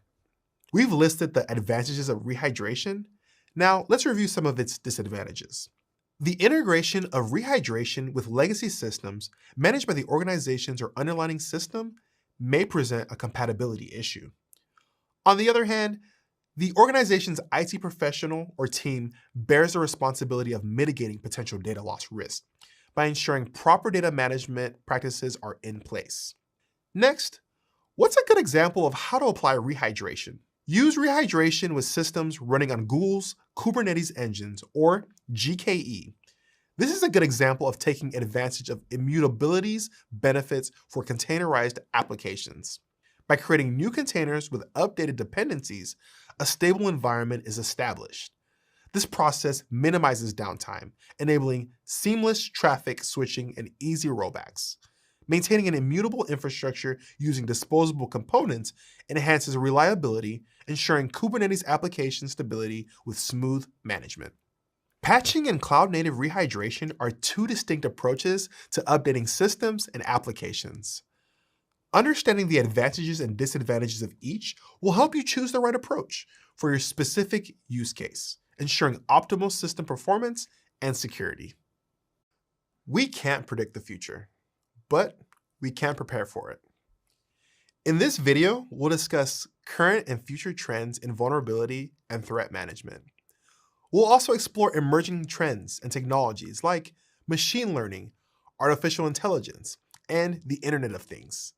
We'll also discuss cloud security posture management and cloud attack surface management solutions. Let's dive in. Machine learning, or ML, and artificial intelligence, or AI, have had a significant impact on cloud security. These technologies have revolutionized the cybersecurity landscape by enabling the analysis of massive datasets, pattern recognition, and proactive threat prediction and prevention. ML, a subset of AI, uses algorithms to learn from data, allowing computers to make decisions and predictions without explicit programming. In cloud security, ML can analyze vast amounts of data, detect anomalies, and automate threat detection and response. AI, a broader concept encompassing ML and other technologies, creates systems capable of learning, reasoning, and problem solving. In cloud security, AI enhances ML capabilities, improves threat intelligence, and enables the development of sophisticated security tools. The synergy of ML and AI actively drives significant advancements in cloud security, including real-time threat detection, advanced analytics, and automation of routine tasks. These advancements enable continuous adaptation to emerging threats, ensuring secure and well-protected cloud environments. Next, let's discuss the Internet of Things, or IoT. IoT refers to the interconnection of everyday objects and devices that enables them to collect, exchange, and analyze data through the internet. IoT devices like smart home systems, wearable devices, and industrial sensors rely on cloud-based computing infrastructure for data storage, processing, and analysis. This seamless integration allows for real-time monitoring, automation, and remote control of various processes, ultimately improving user efficiency and convenience. The rapid growth of IoT devices brings exciting possibilities, but it also presents new cybersecurity challenges. To safeguard user privacy and ensure data integrity, it's crucial to secure both the cloud infrastructure and the connected devices in this ever-evolving digital landscape. Lastly, let's discuss Cloud Security Posture Management, or CSPM, and Cloud Attack Surface Management, or CASM solutions. These tools help organizations maintain visibility and control over their cloud environments, ensuring adherence to security best practices and threat identification. CSPM tools continuously monitor and assess cloud environments and identify misconfigurations, vulnerabilities, and compliance violations. Key features of a Cloud Security Posture Management (CSPM) solution include automated assessment, compliance monitoring, policy enforcement, and real-time alerting and reporting. CASM solutions focus on identifying, monitoring, and minimizing an organization's cloud attack surface. Key features of a Cloud Attack Surface Management (CASM) solution includes asset discovery, vulnerability assessment, threat intelligence integration, and risk prioritization. Integrating CSPM and CASM solutions into an organization's cloud security strategy ensures a comprehensive approach to the security posture and proactive threat management. Some of the most significant trends in cloud security include the following: zero trust architecture, container security, edge computing security, security as code, automated incident response.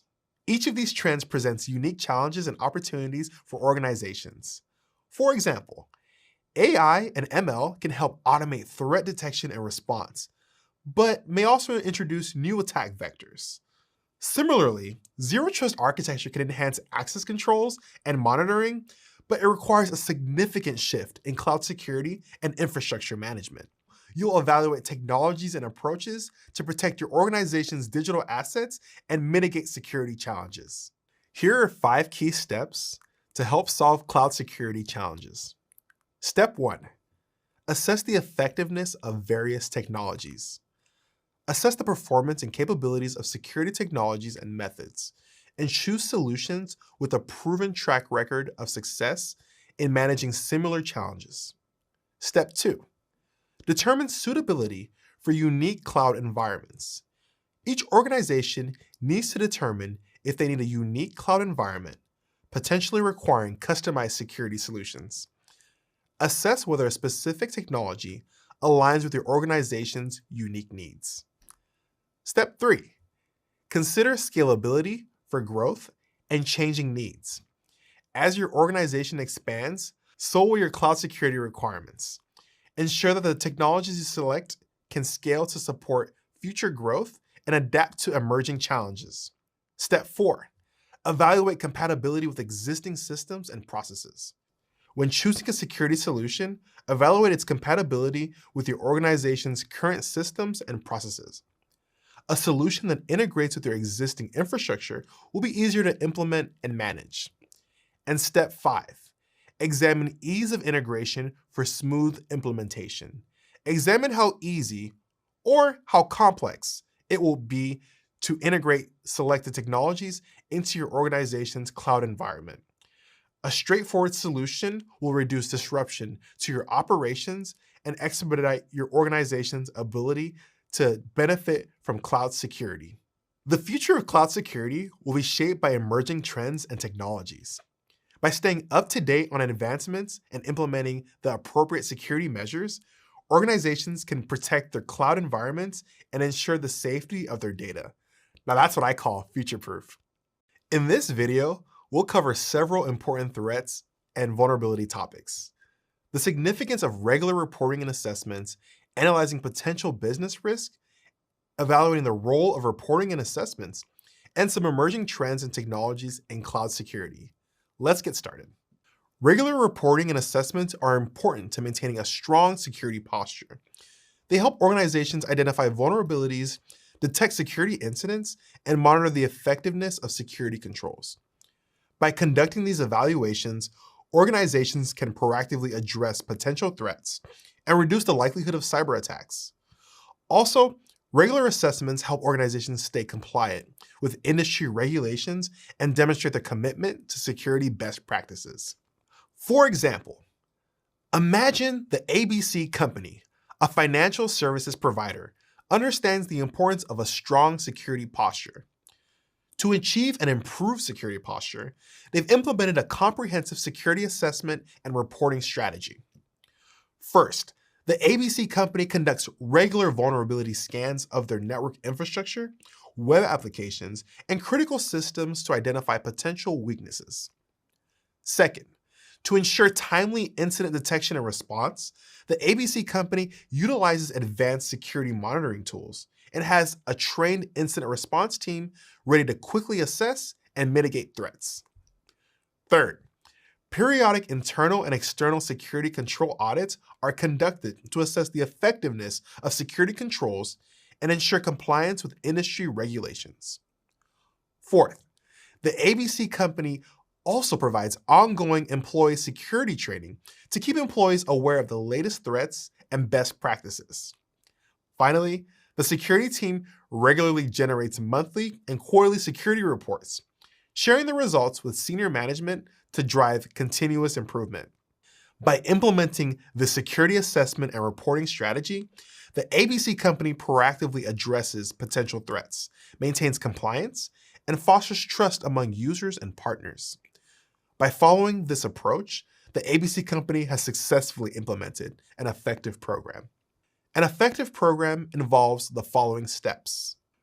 First, identify assets like devices, applications, and data.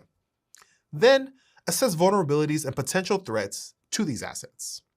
Next, prioritize remediation efforts based on risk and impact. Then, implement fixes, patches, or other security measures. And finally, monitor progress and continuously adjust strategies as needed. By following these steps, organizations can effectively manage and mitigate risk associated with cyber threats. Failing to conduct regular reporting and assessments can lead to severe business risk. These include financial losses because of data breaches, reputational damage as clients lose trust, and legal penalties for non-compliance with industry regulations. Organizations that don't conduct ongoing security evaluations leave themselves vulnerable to cyber attacks and potential breaches. This can result in long-term consequences and hinder a company's growth and success. Emerging trends and technologies in cloud security offer a lot of advantages. Some benefits of these advancements include stronger data encryption, more efficient threat detection, streamlined security management, automation, increased visibility, and improved detection and response capabilities. But there are also potential disadvantages to consider, like increased complexity and reliance on third-party vendors. These trends usually require continuous learning and adaptation to maintain a secure cloud environment and stay ahead of evolving threats. When organizations adopt new technologies, they must ensure that their security teams have the knowledge and expertise to manage these tools effectively. So, it's essential to carefully evaluate these factors when adopting new security solutions. Balancing the advantages and disadvantages of emerging trends and technologies can help organizations make informed decisions and optimize their cloud security strategy. In this video, we explored the importance of regular reporting and assessments, and the potential business risk of not conducting them. We also discussed the role they play in threat and vulnerability management, and the advantages and disadvantages of emerging trends and technologies. By understanding and implementing these concepts, you can strengthen your organization's cloud security posture and protect against cyber threats. Great to see you. Let's recap what you've been learning. So far, you've gained an understanding of threat management, asset management, vulnerability remediation, and posture management in a cloud environment. We started by exploring the importance of threat management in protecting an organization's asset, reputation, and operational efficiency.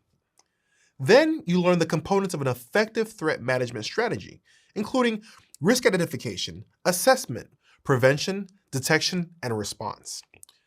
We also explored challenges faced by organizations when implementing threat management programs and gave you some helpful tips for overcoming these challenges. Next, you learned about the aspects of maintaining and optimizing your organization's resources and best practices for asset management. You were also introduced to tools and technologies for asset management and learned some tips for maintaining accurate records of your assets. Then you learned about the aspects of maintaining a secure infrastructure in today's digital landscape. We also explored the importance of secure configuration and posture management in a cloud environment and discussed best practices for vulnerability remediation and posture management. Finally, we examined emerging trends and technologies in threat management to keep you informed about the latest advancements and innovations. Great job with the progress you made so far. Keep the momentum going. Hi there. I can't wait to join you on your journey through cloud-native concepts. We'll start with an overview of cloud-native design and architecture, including designing for automation. You'll also learn about cloud-native security models. Then we'll explore time to live, or TTL policies. You'll also learn about the benefits of ephemerality and immutability in cloud security. Next, we'll explore automation, specifically infrastructure automation. You'll also learn about infrastructure as code and policy as code. Then you'll learn about Terraform and cloud security automation. Next, you'll learn about containers and their critical elements. You'll also learn the differences between containers and virtual machines. Finally, we'll explore container security. You'll learn about container drift and how to prevent it, and explore orchestration. You'll also learn about serverless functions. As soon as you're ready, meet me in the next video. Cloud environments contend with a unique set of threats. But the good news is there are effective ways to deal with them. In this video, you'll learn how to keep your assets safe in the cloud. With everything in a cloud environment on the internet instead of an on-premises server, the cloud needs a specific type of security. One of the pillars of cloud security is a shared responsibility model, an agreement between the customer and the cloud service provider, also called the CSP. The shared responsibility model is the implicit and explicit agreement between the customer and the cloud service provider regarding the shared accountability for security controls. The shared responsibility model states that a cloud provider monitors and responds to security threats related to the cloud and its underlying infrastructure. Meanwhile, end users, including individuals and businesses, are responsible for protecting the data and other assets they store in any cloud environment. As a cloud security professional, it's important to consider how to maintain your end of the shared responsibility agreement. You may need to follow regulatory obligations, develop a risk management plan, apply the security standards of your organization and your customers, and follow vendor security requirements. It's important to understand the different responsibilities that you, your organization, and your CSP have in securing cloud assets. The shared security model can help you determine these responsibilities. In a cloud model, servers and hardware are typically housed in a data center outside of your control. So the provider takes care of the physical hardware. As a cloud security professional, you're responsible for setting the security controls for your organization. For example, imagine a construction company builds a brand new gate and fence. The gate is strong and no one can break it down. Sounds pretty secure, right? Well, maybe not. After the gate is built, they put an old rusty lock on it. Because the construction company used an ineffective security measure to secure the gate, a malicious actor who really wants to get in can. This is an example of misconfiguration. Misconfiguration is like using a security control on your cloud assets that can be easily compromised. That's why it's your responsibility to keep up with the changes and always configure your security controls for the latest threats. Now that you know you're responsible for setting security controls, you also need to determine who gets access to what in the cloud system. This is known as multi-level security. One aspect of multi-level security is access control. Access controls are security controls that manage access, authorization, and accountability of information. Other aspects of multi-level security include using data sensitivity and classification, together with IAM. To do this, you need to determine how sensitive your data is and assign access based on its classification. You've taken quite a journey through the security concepts in this video. Now you know how to secure data in cloud-native architecture. Nothing lasts forever, right? In this video, you'll learn about ephemerality and immutability. These are two important concepts in the cloud, especially in cloud security. You'll review ephemerality and immutability and how they keep the cloud secure. You'll also explore the distributable, immutable, and ephemeral triad, also known as the ditriad. So, what is ephemerality? Ephemerality is the concept that things only exist for a short amount of time. For example, an access token is a piece of code that contains important information, like the user's ID, their permissions, and groups they belong to. Temporary access tokens expire shortly after they're created. They give users enough time to provide the information needed to gain access, then they expire. So, when you apply the concept of ephemerality to infrastructure, it refers to resources that are created as the need arises, then made unavailable when no longer needed. Think of it this way. Ephemerality is like having a paper file of confidential data that you read and then lock in a secure vault so no one else can read the file. Similarly, in cloud security, once your task is complete, ephemeral data is locked and is no longer available. Imagine an organization has highly confidential data that will only be needed for a short time. If the organization saves the data permanently, there's still a chance the data can be breached. However, if the data is ephemeral, once it's used and the expiration time is up, the data is made unavailable. Even the most skilled attackers can access data once it becomes unavailable. Immutability is the concept of being unable to change an object after it is created and assigned a value. An object that's immutable can't be changed after it's created.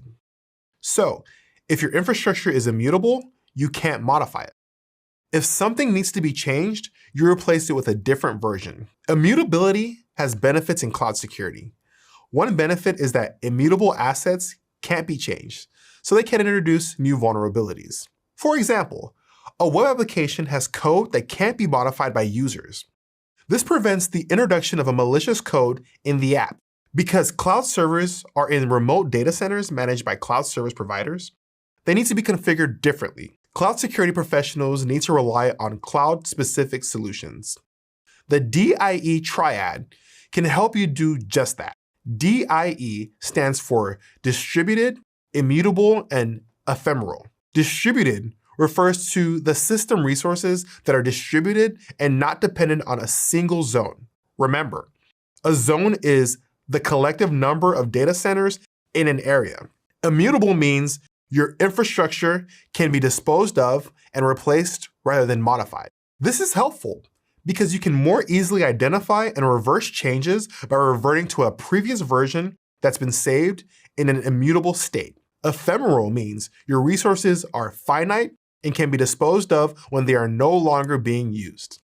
Attackers can be persistent, but they can't access information that's not available. In this video, you learned how ephemerality can help keep your data protected. You also learned about immutability and how you can use it to protect your resources from being modified by keeping them in an unchangeable state. This knowledge will strengthen your effectiveness as a cloud security professional.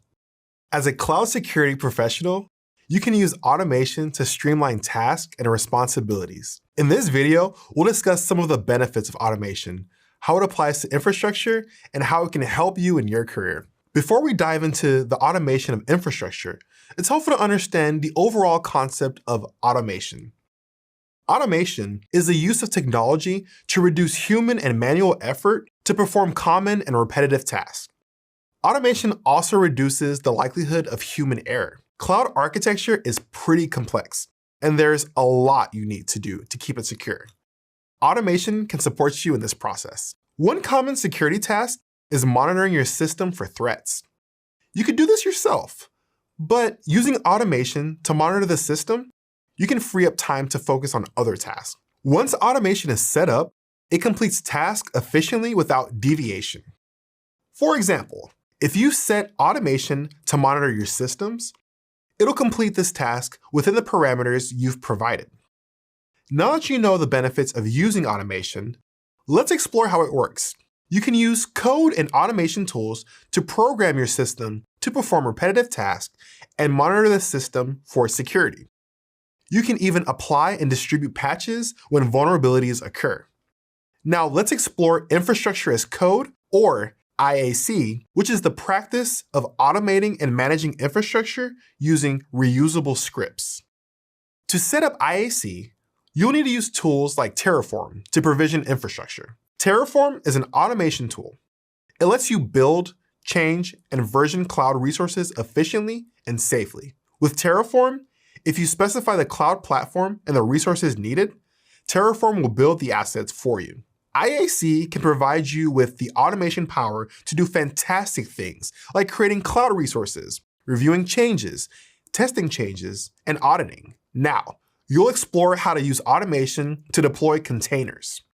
A container can be built in Terraform and is a software package that holds only the components necessary to execute a particular application.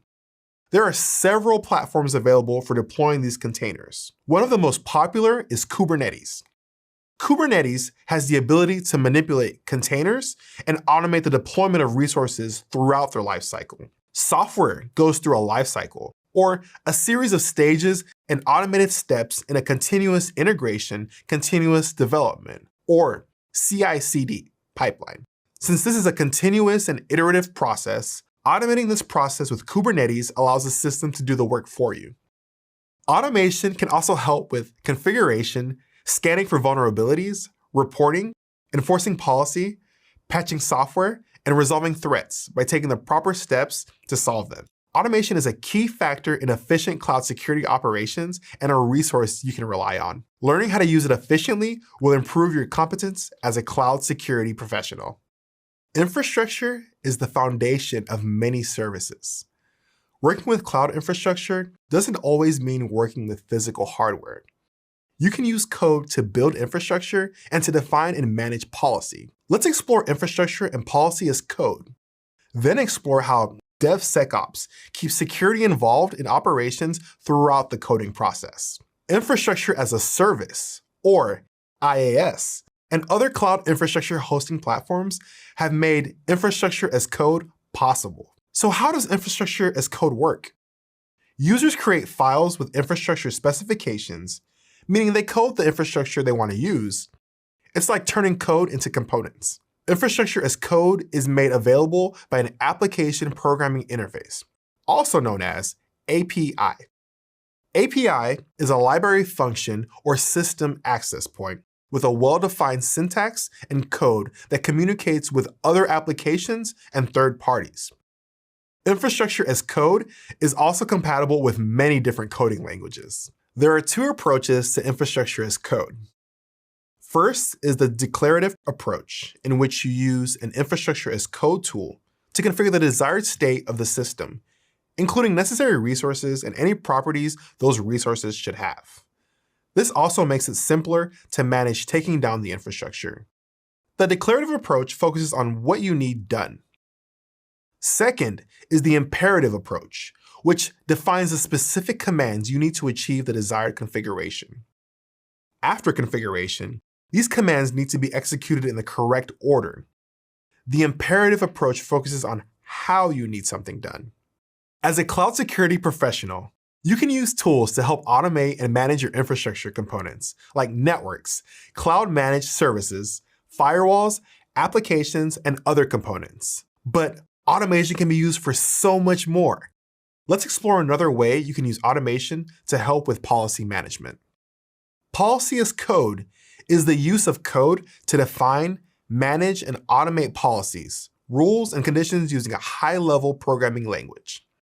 Policy refers to the rules, conditions, or instructions that govern processes or operations in IT. Cloud professionals build policy into infrastructure to help manage policy. So, how does security fit into the coding process? There's a growing movement known as DevSecOps that's working to integrate security into the coding process. Development operations, or DevOps, consist of practices designed to increase the frequency of delivery and reduce lead time. DevOps' goal is to make sure the operations team is collaborating with the development team from the very beginning of a project. When security is incorporated, it's called Development Security Operations, or DevSecOps. An effective DevSecOps model will engage security throughout the operations and development process. With the DevSecOps model, policy as code and other security measures are incorporated throughout the operations and development process. Overall, this process promotes teamwork and collaboration. The increased teamwork helps identify vulnerabilities early, providing faster delivery. DevSecOps employs automation tools to automate several security processes. Some of these processes include continuous integration and continuous deployment, or CI/CD, the version control system, continuous testing, continuous monitoring, containerization, orchestration, and configuration management and deployment. In this video, you learned about infrastructure as code, policy as code. Additionally, with DevSecOps, you learn how to save time and resources by incorporating security into infrastructure, promoting collaboration, and using automation. You'll encounter these concepts in your career as a cloud security professional. In your cloud security career, implementing thoughtful infrastructure design will be critical. You can use infrastructure as code, or IAC tools, to help automate and manage your infrastructure components, like networks, cloud-managed services, firewalls, applications, and other components. IAC tools give you a way to define resources using configuration files. Within these configuration files, you can define parameters, options, settings, and preferences for these resources. Terraform is a popular IAC tool that enables users to provision cloud resources by communicating with an application programming interface, or API. Terraform creates and manages resources through that code. Some of the benefits of using Terraform include automation, reproducibility, and consistency. Terraform can automate the process of building and managing your infrastructure, which can save you a lot of time and effort. Terraform can also help you create reproducible infrastructure deployments. In other words, you can easily create the same infrastructure environments on different cloud platforms or on-premises. Additionally, Terraform ensures that your infrastructure is consistent across different environments, improving the overall reliability and security of your infrastructure. Terraform is a declarative tool, which means it defines what the desired state of the system is, including which resources you need and what properties those resources should have. There are 3 steps to the core Terraform workflow. The first step is to write the infrastructure as code. This involves defining your desired infrastructure configuration using Terraform. Consider this scenario. As a cloud security professional, a developer team asks for your help in building and deploying a virtual machine. They provide requirements, and you use Terraform to write instructions to build the virtual machine. In this case, you use a Google Compute F1 micro virtual machine. First, you designate your resource, then name your instance, then put in the machine type. So now you have an IAC that is ready to preview. The second step is to run the Terraform plan command. In this step, you preview your configuration before you apply it. The focus of this step is to ensure that the feedback loop aligns to the design of your infrastructure and is error-free. Please be aware that this step may be iterative. When building infrastructure, the development team should work together with the security team to build in policy as code using Terraform. You can use these policies to ensure the Terraform plan is compliant with past practices and security rules. For example, Terraform uses a tool called Sentinel to enforce policy on Terraform configurations. Sentinel uses a high-level purpose-built programming language to build policies. Benefits of policy as code include sandboxing, codification with comments for quick learning about policies, and version control. The Sentinel step happens between the planning and applying steps in the Terraform workflow. The third step is to run the Terraform apply command to provision the infrastructure. The focus of this step is for Terraform to communicate with the cloud provider to initiate the provisioning process. This involves the creation, modification, or deletion of resources based on the configuration in the IAC. It also determines the relationships between resources. It can use provider plugins to modify, create, and destroy resources on infrastructure providers. You can also use a single workflow to manage your infrastructure, but it will acknowledge the uniqueness of your provider. In this video, you learn that you can save yourself a lot of work by building and automating your infrastructure. So remember, tools like Terraform can help. In this video, you'll learn how virtual machines and containers use virtualization differently. As a cloud security professional, you'll need to be familiar with the security implications and best practices of these technologies. Let's get started.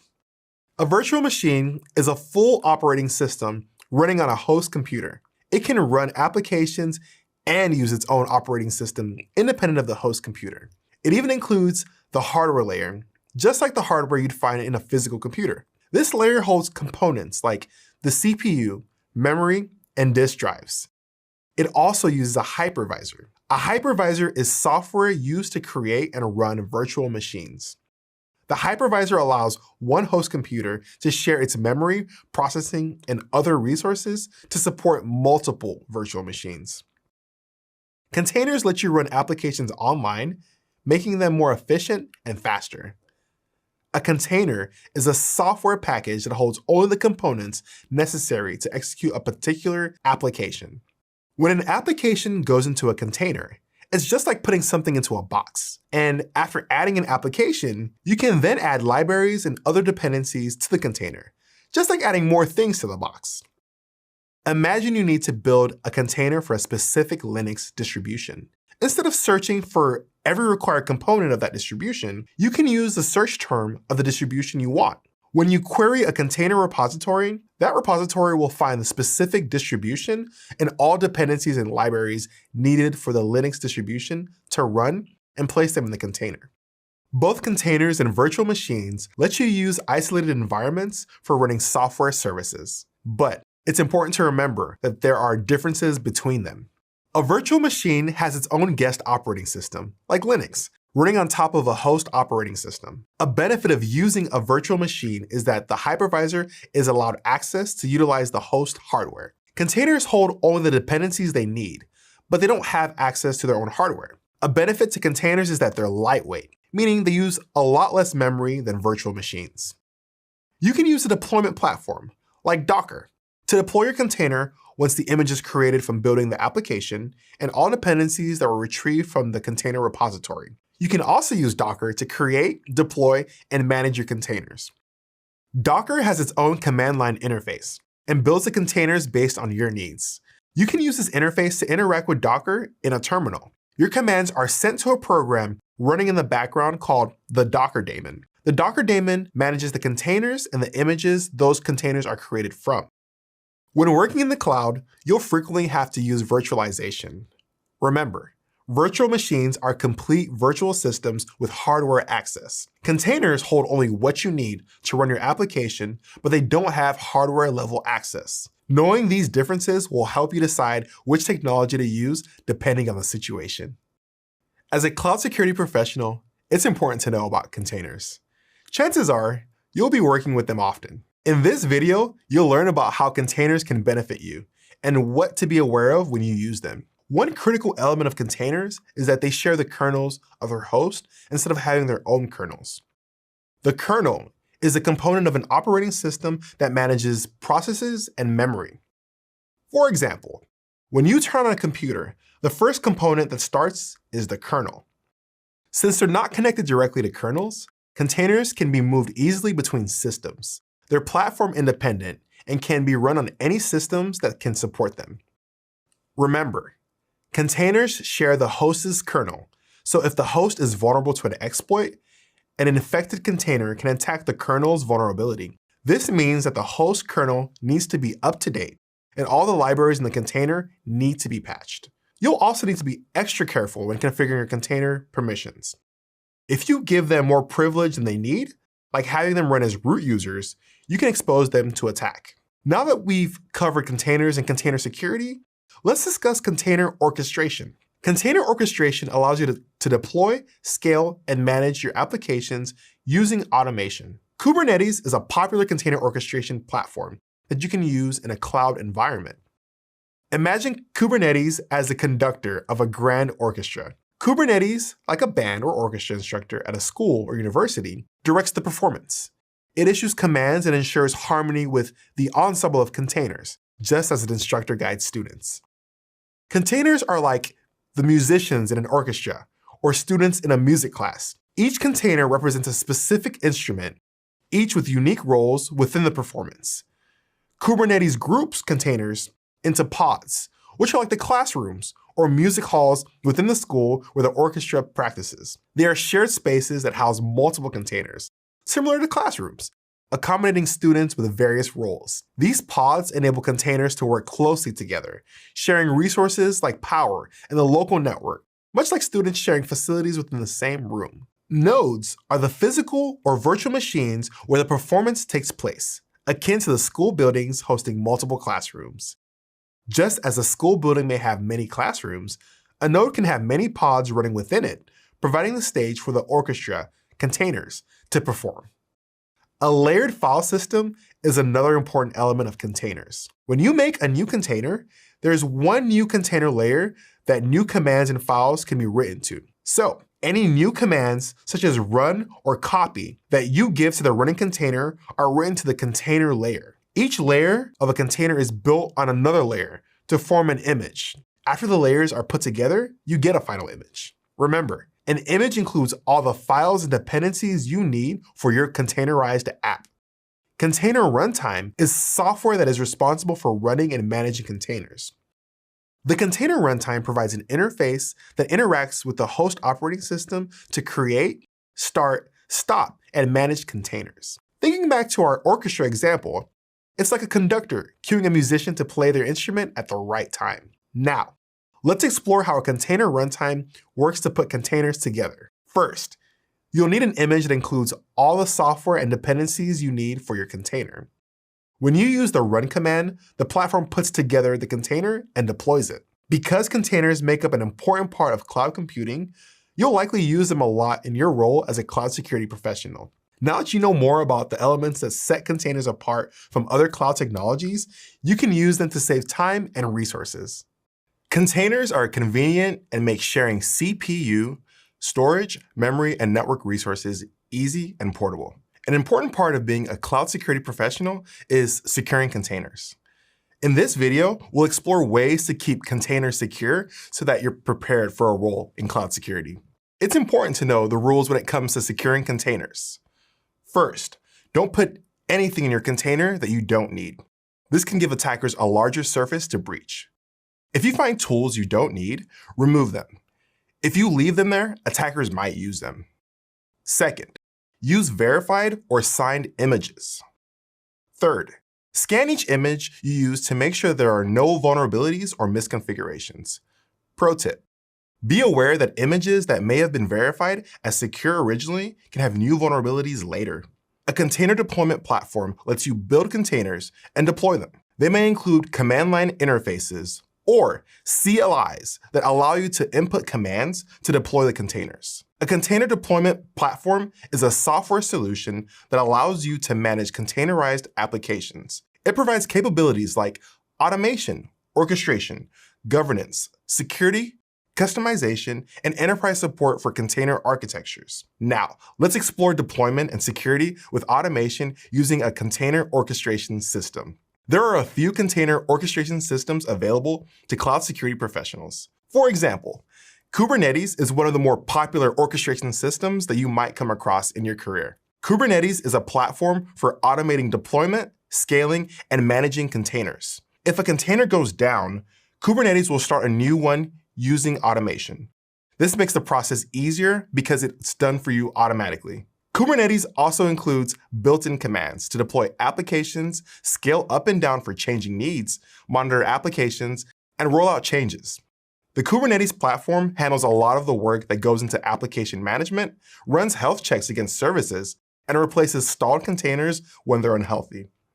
This means that containers are not updated or patched, but replaced by new versions. This allows you to roll the container back to a previous version if vulnerabilities are discovered in new code. Even after completely replacing containers, there are still vulnerabilities you need to be aware of. Let's explore some of them together. Kubernetes is a useful deployment system, but there are some vulnerabilities that can happen at different stages. When containers are being built, all the code needs to be trusted and checked. Code from any untrusted registries might contain backdoors which can allow potential attackers in. When building containers, you want to avoid too much clutter. Remember to search for any unnecessary libraries and dependencies. To keep these artifacts from being compromised, delete them as soon as you find them. There are some considerations you need to be aware of during deployment. First, never grant unnecessary privileges. Only grant what is necessary for the task to shrink the attack surface. Next, avoid problems by using namespaces to group services for your application and to isolate applications in your container clusters. Then, use policies to divide the network into segments. Finally, use role-based access controls, or RBAC, to prevent unauthorized access. Vulnerability scanning is another process that can help you find any vulnerabilities in your container images. You can manually scan your container software images, or you can use automation. When you use automation, it will automatically scan each container you deploy to make sure there are no vulnerabilities. Security threats can also happen in containers. As a cloud security professional, you'll need to be able to detect and respond to these threats. Using container runtime security can help you detect abnormal behavior and stop a threat by isolating a container on a different network. It can pause or restart a container if it finds potential problems. It can also enforce runtime policies. Now that you know more about securing containers, you can keep them safe from attackers. When your container has a container layer, it can write to that layer and make changes. This can be convenient, but it can also introduce dangerous container drift. In this video, we'll examine container drift and how to deal with it. Let's investigate. A container layer is a writable space in a container. But this space poses security risk. The more the container writes to this space, the less it has in common with the original image it was created from. When the container writes to the container layer, the container changes. That's container drift. One way to find vulnerabilities is by scanning for them. If containers can't be changed or updated, scanning images would prevent vulnerabilities from being introduced at runtime. When a container has a writable container layer that can be changed, scanning the image won't help much. So, while having a writable layer can give the container some flexibility, it can also introduce vulnerabilities. Vulnerable images don't pose an active threat by themselves, but they can introduce vulnerabilities to a live environment. Imagine the following scenario. A developer team needs to deploy a resource quickly, so they use an image from an outdated container library. The image had been previously scanned and was free from vulnerabilities and malware. So they dispatched the container with the added image. When they dispatched the image, they discovered new vulnerabilities in the image. Now, there's a vulnerability in the live environment. Even a popular, commonly used container library can contain thousands of images with malware. This malware might include cryptocurrency miners, backdoors, website redirectors, and DNS hijackers. These consume resources and increase operational costs. They also give attackers opportunities to gain information and hijack your website. Container images are layered. The container layer is a writable layer that allows changes to be made. As the container writes to this space, it becomes different from the image it originated from. To prevent the problems associated with container drift, you need to prevent the drift itself. Drift prevention stops files from running if they're not part of the original image.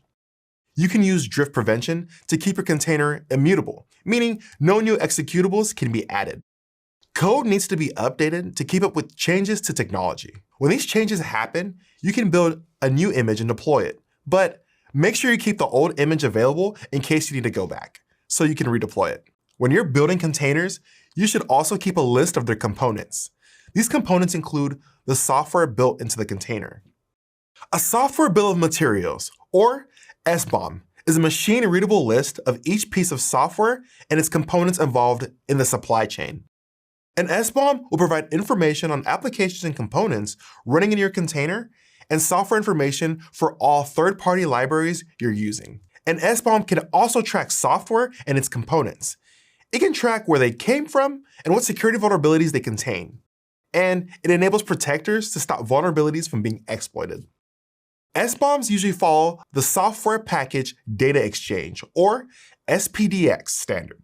SBOM documents may contain package information, file information, snippet information, any other licensing information detected, information on the relationships between SPDX elements, annotation information, and review information. Container drift can compromise your container security, but you can prevent it. You can use the knowledge you learned in this video to keep containers secure throughout your cloud security career. There are many tasks cloud security professionals need to perform on a regular basis. That's a big responsibility. So, how do they manage them all? Well, orchestration can help. Orchestration is useful because it manages a full set of automated tasks for you. For example, it manages deployment, scaling, load balancing, networking, provisioning, lifecycle management, and container availability. And orchestration itself can also be automated. To use orchestration, use declarative programming. With declarative programming, you can write a configuration file focused on the desired outcome of an automation instead of detailing the steps needed to complete a task. Then, you can choose a platform or tool to find the appropriate host for your containers.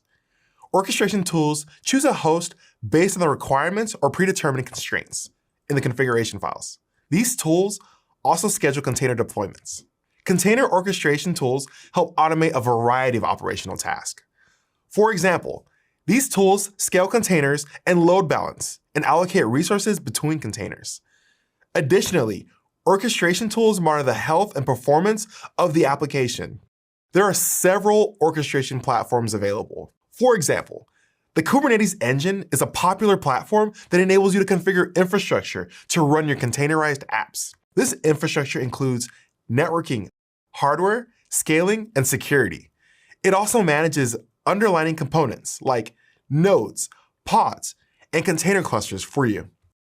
Nodes are machines that can be either physical or virtual, and include one or more containerized applications, which are known as pods. A pod uses shared resources and a specification on how to run containers. Pods are grouped by container clusters. Container clusters are dynamic systems that manage and place containers grouped in pods. Container clusters run on nodes, along with all the interconnections and communication channels. Once an image is deployed to the Kubernetes engine, it goes into the cluster through a load balancer and into several nodes containing pods. Clusters can be set up for a single zone or for a region. If the clusters are set up for a region, they're replicated across multiple zones. Setting up a regional cluster can help minimize disruptions, but it can also help use a lot of resources. So, it's important to use horizontal autoscaling. You can use horizontal autoscaling to increase or decrease the number of pods based on utilization. And you can use virtual autoscaling to scale your clusters for both pods and nodes. Orchestration can automate policies and keep errors from happening. Imagine a container is about to be deployed, but it has vulnerabilities that violate a policy. If a violation of the policy is found during orchestration, deployment will be stopped. This can help you avoid human error and ensure the container is safely deployed. Role-based access control, or RBAC, is a type of identity and access management, or IAM, that is central to Kubernetes operations. It involves a template or permission set that determines who can execute what and where it can be executed.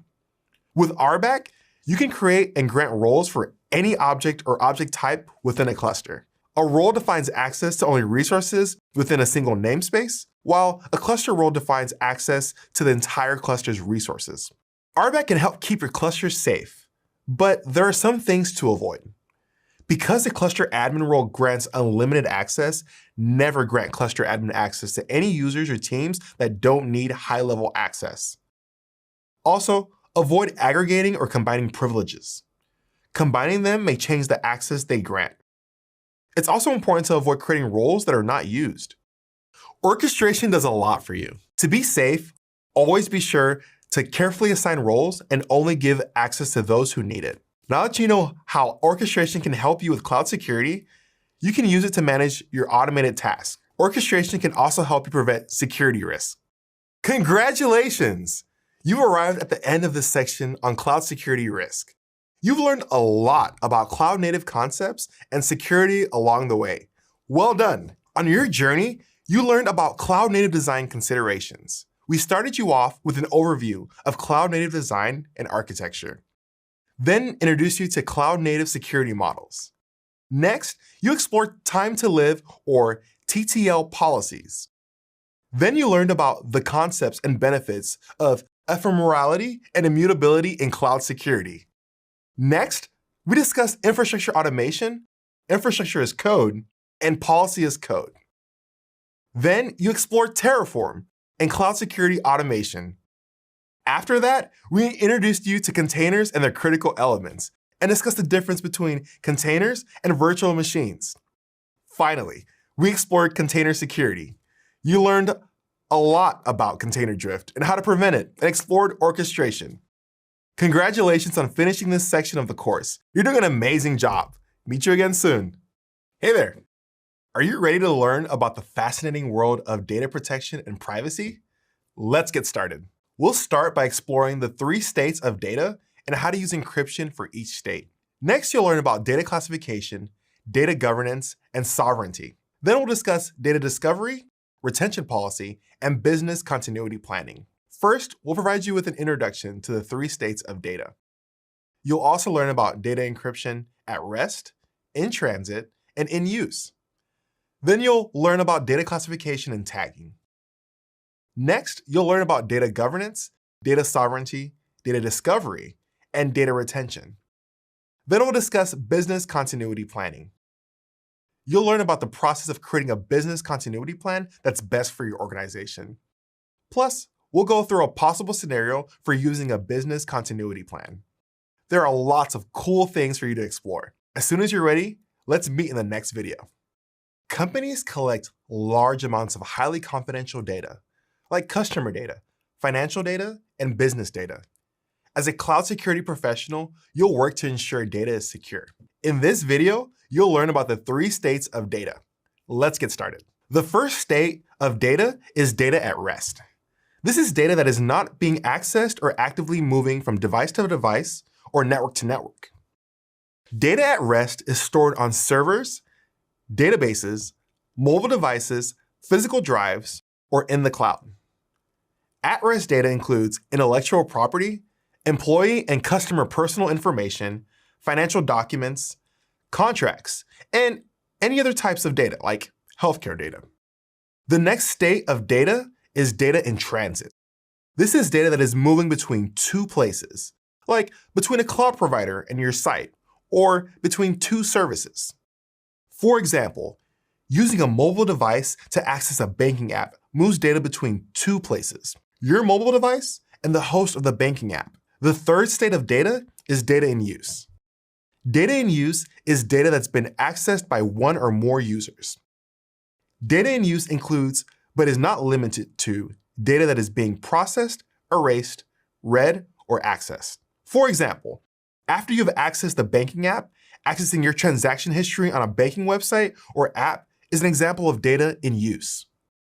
If you then decide to transfer money between accounts, the data then returns to an in-transit state while it moves between your device and the banking app's host. The data returns to being in use as you review additional account details.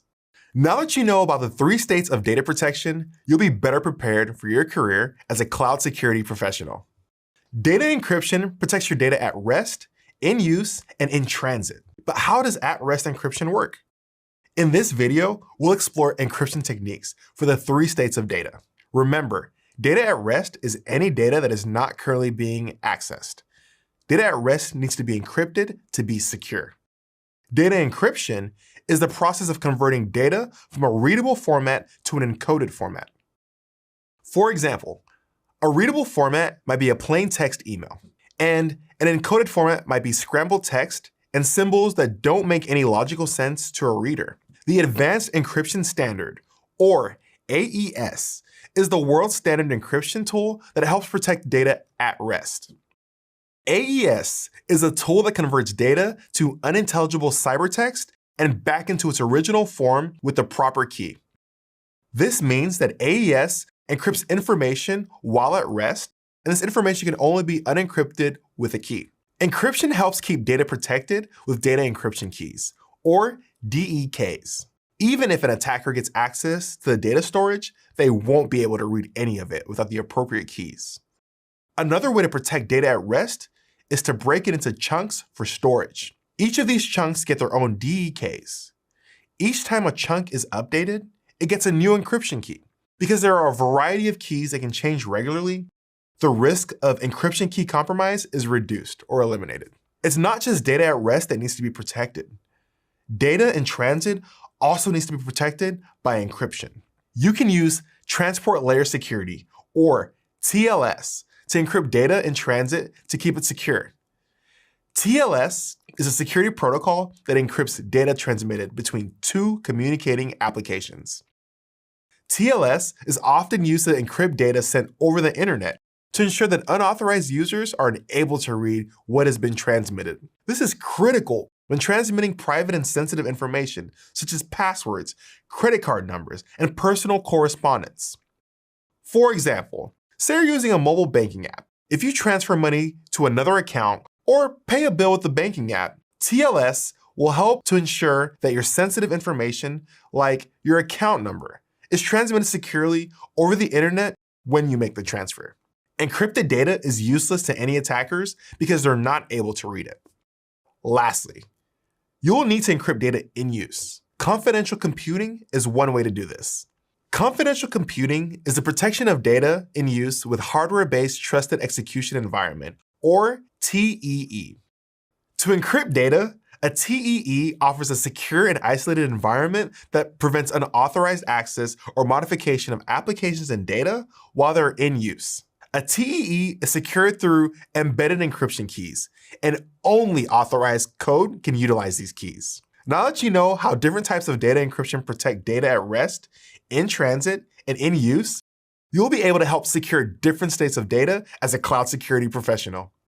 The last thing anybody wants to learn is that their personal information has been leaked or stolen. In your cloud security career, you or your team will be responsible for keeping sensitive personal information away from attackers. In this video, you'll learn about data classification, tags, and how categorizing data helps keep assets secure. Data classification is the process of analyzing data to determine its sensitivity and value. Data classification enables organizations to categorize their data, which helps security analysts efficiently find and secure assets. Organizations use sensitivity levels, data type, and value as metrics to organize the data. Let's explore the different sensitivity levels of data: low, medium, and high. Lower sensitivity levels represents less of a risk for organizations. This makes low sensitivity data less valuable. For example, imagine you create an open access public blog that has lots of readers. Publishing a blog for the public to read is an example of sharing public information, and public information is the least sensitive type of data you can have. Medium sensitivity level data is more sensitive and should be inaccessible to the public. Here's an example. At a marketing company, an associate sends an internal memo with little information about the company, along with meeting notes on an advertising plan outline. There's no personal information, like social security numbers or medical documentation, and there are no company secrets. But the information is still sensitive and should not be shared with the public. High sensitivity data includes information like personal financial data, legal documentation, and company secrets. High sensitivity data is very valuable to organizations. For example, a database with all employees' personal and employment data is highly sensitive. If an attacker gets that information, the employees' identities will be in danger. Stolen or leaked sensitive data can lead to major consequences, like fines for violating privacy laws, or damage to the organization's reputation. Cloud security professionals use tags as a consistent way to document and classify data. Tags are custom metadata fields you can attach to a data entry to provide context to people authorized to access the data. Metadata can include information like who's responsible for the data entry and whether it contains highly sensitive data, like personally identifiable information or PII. Keep in mind, tags or labels are essential for data protection. They help your security controls find the data that needs to be protected. So, to protect your data, you need both the tags and the security controls. Let's review an example of a customized PII tag. The information in this tag is presented as a label, followed by two metadata pairs. The first line of code is the next label for the tag, and it has the letters PII. The next line of code is the first metadata pair. It verifies that the value is true. This means there is personally identifiable information in this asset. The last line of code has a second metadata pair, and it identifies the type of PII as a social security number, or SSN. Both of these pairs together create a field in the tag. This PII tag example has a Boolean field, abbreviated bool. That means there can only be two possible results. In this case, true or false. The asset with this tag has highly sensitive information, and the tag indicates what type of data it is. The tag classifies this information as high sensitivity, making it easier for security controls to locate. When you make your tags, you can use tag templates or reusable structures to rapidly create new tags.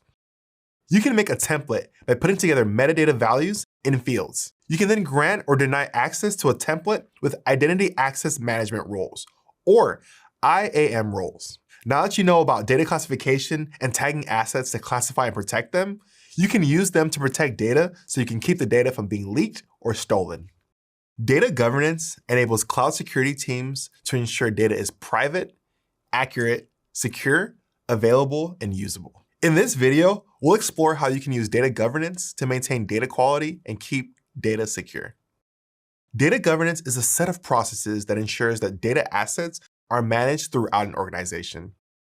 These processes are everything an organization does to ensure data is private, accurate, secure, available, and usable. The processes people follow, the actions they must take, and the technology supporting them throughout the data lifecycle are all included in data governance. Data stewards are an important part of data governance. Data stewards are subject matter experts who are responsible for collecting and managing data and preserving the quality of the data. Data governance can be used to help maintain data quality. Usually, data quality is judged on 6 dimensions: accuracy, completeness, consistency, timeliness, validity, and uniqueness. Let's examine each of these dimensions. Data is accurate when it can be confirmed with a verifiable source. For example, an accurate email address for a team member ensures they can be reached. Data is complete when there is enough data to deliver meaningful decisions and inferences. For instance, when completing an online form, some fields may be required while others are not. The data is complete when all the required fields have information. Data is consistent when data stored and used at multiple instances match the values across various records. Suppose a business has more than one customer database. If a specific customer's name is spelled differently in each database, the data is not consistent. If the same name is spelled the same way in each database, the data is consistent. Data timeliness means that the data is available when the user needs it. For example, if an auditor is conducting a review, the audit report data must be ready when the auditor needs to access it. Data is valid when value attributes are aligned with specific requirements. For instance, if a person is purchasing a product online, they need to input their credit card number. The number is valid if the correct number of characters of a verified credit card number are in the credit card number field in the payment form. And data is unique when there are minimal overlaps or duplicates. Consider a salon customer who uses an online form to make 2 appointments for the same service at the same time on the same day. If that customer record is duplicated in the system, then the record is not unique. Data quality means your data is complete, accurate, available when you need it, and fits with the organization's requirements. Having formal governance processes in place to maintain the quality of data will help to ensure that your organization's data maintains a high quality. For example, say you're working on a data governance framework. You'll want to make sure to create processes that address the accuracy of data and ensure that your data is available when you need it. Establishing clear policies and procedures for data governance helps to protect and secure data. The policies and procedures in your governance plan or framework should cover data access, use, storage, and disposal, and should align with industry standards and regulatory requirements. For example, policies and procedures should prevent threat actors and other unauthorized users from accessing certain confidential data. There must also be policies and procedures in place so that authorized users are able to gain access to the data. When you collect, keep, and use data in secure and effective ways, you're practicing data governance. Data governance can help you and your organization maintain high-quality, secure data that meets regulatory and policy requirements. Now that you know more about how you can use data governance, you can apply those skills to maintain high-quality standards and keep your data secure. Cloud data can be stored in different physical locations around the world. As a cloud security professional, you'll need to know where the data is stored to ensure that it complies with required regulations and policies. In this video, you'll learn about data sovereignty, data residency, and data localization. You'll also explore some ways that data governance can help to ensure data sovereignty. Physical servers that store cloud data are kept in buildings called data centers. Data centers are located in many different countries. These countries have their own laws and regulations for data storage. This is where data sovereignty applies. Data sovereignty means data stored in a physical location has to follow the regulations of that geographic location. A country enforces its laws on the data systems, controllers, and processors by exercising data sovereignty. Data sovereignty also extends across borders and even has international implications. A country may refuse another country to exert control over its sovereign data. To comply with data sovereignty, data professionals need to know what data they have and where their data resides. Data residency refers to the physical or geographic location of an organization's data or information. Once data is moved, stored, or processed within a particular geographic location, it is subject to laws, customs, and expectations of that specific location. Sometimes there's a need to keep sensitive data within the borders of a particular country to enhance data security. This is called data localization. Data localization is a requirement that all data generated within a country's border remains within those borders. Consider how this impacts the way an organization conducts business. An organization must research and comply with the data sovereignty laws of all geographic locations where they intend to operate. This ensures that the organization is in compliance. This is so important because data localization helps countries safeguard the data of their citizens and organizations in their territory. Data governance helps organizations comply with and reinforces data sovereignty. These work in tandem. Remember, data governance is a set of processes that ensures that data assets are managed throughout an organization. Having data governance processes and procedures that address sovereignty risk, such as data that's subject to the regulations of multiple governments, will help organizations remain compliant with relevant laws and regulations. An organization can take several actions to facilitate data governance. For example, an organization might conduct a data audit as part of their data governance. In the audit, they can identify where the data is stored, processed, and transmitted, and also the relevant data protection laws and regulations for those locations. This will help identify any potential data sovereignty risk and ensure that the organization is in compliance. The organization could Also research and select cloud providers with data residency options that align with the organization's data sovereignty requirements. They might also map out the regulations from each country that stores or might store data to find similarities and differences between the sovereignty requirements for each country. The organization can even create an organizational policy to use as a preventative guardrail. As a reminder, guardrails are the policies, procedures, and processes to manage and monitor an organization's regulatory, legal, risk, environmental, and operational requirements. It's often helpful for organizations to check with their cloud provider to figure out if there's a policy the organization can use. For example, the cloud service can help the organization identify a resource's location property and also where it's maintained and deployed. When an organization uses location constraints in their policy, they can limit where the resources are deployed and maintained to make sure that they meet sovereignty requirements. As a cloud security professional, you'll need to work with data sovereignty, data localization, and data residency to keep your organization compliant with data regulations. Having strong data governance will help you to meet your sovereignty requirements.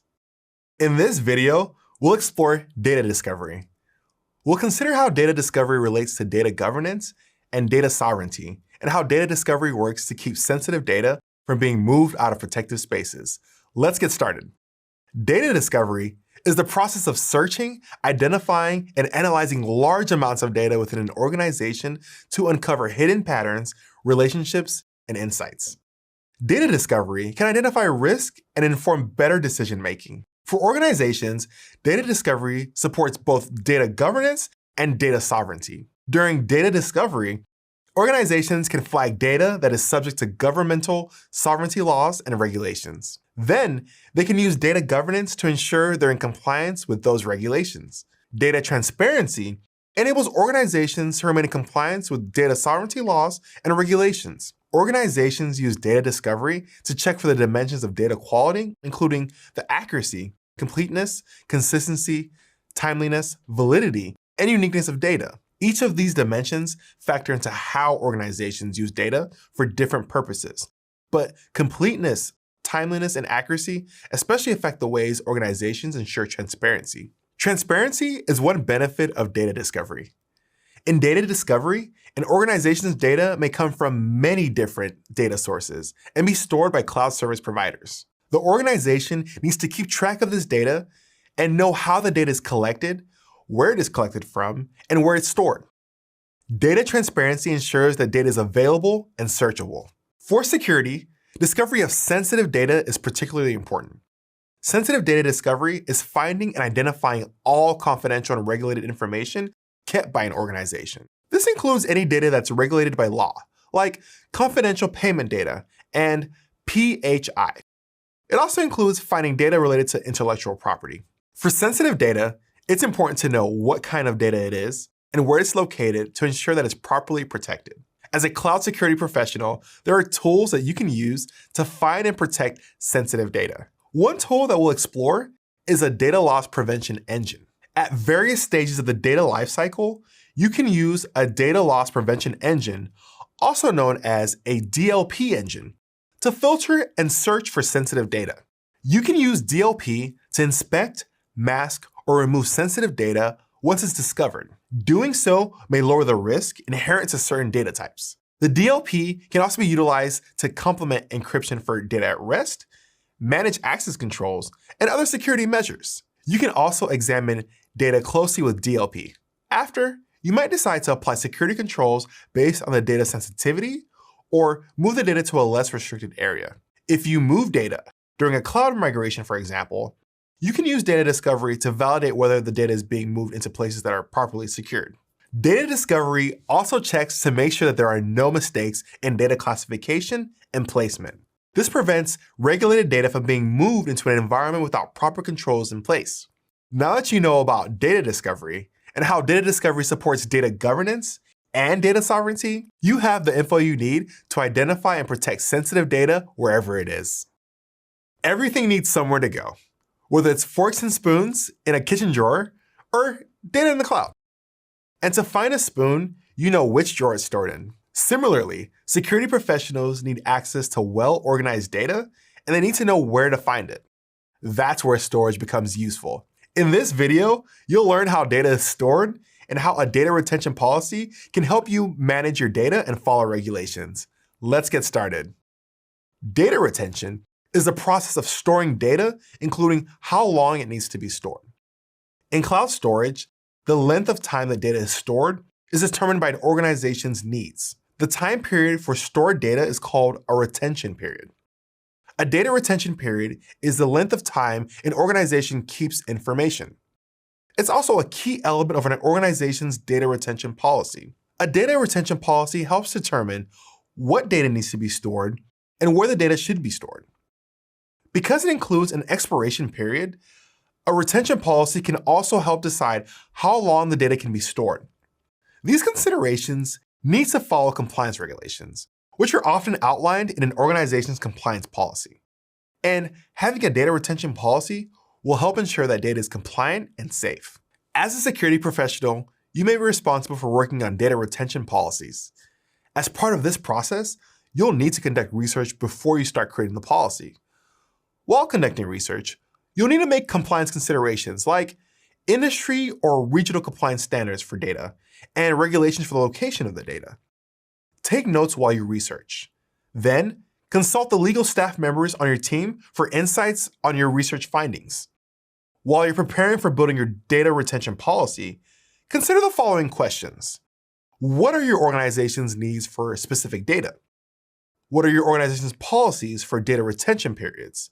Do organizational needs change over time? Do different data types need different policies? A data retention policy should be flexible and be based on an organization's needs.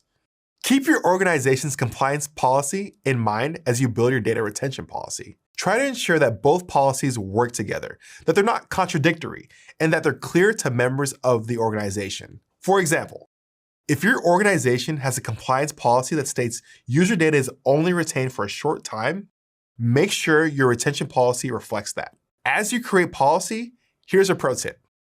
Policy creation is also affected by what type of resources used to store data and the applications you allow to access that data. You're responsible for keeping your applications and hardware secure. Vendors may not provide regular security updates, so it's important to understand the limitations and capabilities of applications and hardware when creating your policies. Organizations also need to consider risk when creating data retention policies. When data is available, there's a potential risk for a data breach.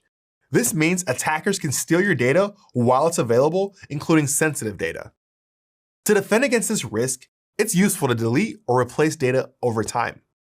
Let's review how risk consideration works. Retention policy is defined by time. First, you add a retention policy to a bucket. In cloud storage, a bucket is a virtual container that holds objects. Then, you can define the age of the objects that can be deleted or replaced by specifying the retention period. It's important to know that you can only delete or replace those objects once they reach the age you define. If you try to delete the objects before that time, you'll get an error. You can set your retention policy in units of days. You can also permanently set a retention policy by locking it. This means that the policy is locked in and stays for the life of the bucket. To delete the bucket, you'll need to wait until every object has completed its retention period, since the object's age must be greater than the retention period duration. Understanding how a data retention policy keeps data compliant and safe allows you to create and implement a plan for your organization. Imagine a software company is using cloud resources to host their applications when a large storm strikes a data center, taking the company's resources offline. It's important for the business and its customers to get the cloud environment back up and running quickly. That's where a business continuity plan comes in. A business continuity plan, also called a BCP, is a document that outlines the procedures to sustain business operations during and after a significant disruption. BCPs can minimize damage from disruptions like natural disasters or cyber attacks. A disaster recovery plan, or DRP, is an important part of each business's continuity plan. A DRP is a plan that allows an organization's security team to outline the steps needed to minimize the impact of a security incident. While BCPs focus on keeping a business going during a disruption, DRPs focus on recovering assets and data after the disruption. Let's explore some impacts that business continuity planning can help prevent or mitigate. Business continuity planning can decrease the financial impact of a disruption since it helps an organization get back to normal quickly. It can also mitigate brand impact and reputation loss. The sooner an organization recovers from a disruption, the less it affects their customers. And that keeps customers happy with the organization and likely to keep using its services. Let's explore the steps to develop a business continuity plan. Departments throughout an organization usually collaborate to create a BCP, with each department planning for their own operations. Leadership helps to keep the plan in line with the company's goals. The first step in building a business continuity plan is to determine the most critical apps and data for business function. You can organize these resources into tiers based on importance. For example, let's say you're helping create the BCP for your employer, a financial institution. If your online banking app goes down, your customers won't be able to access their accounts from their phones. This means the banking app is a high priority.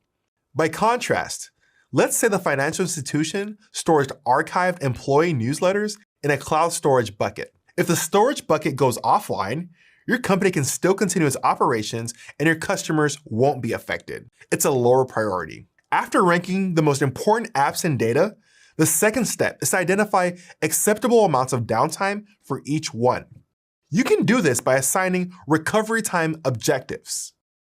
A recovery time objective, or RTO, is the target time allowed for the recovery of a service in the event of a disaster.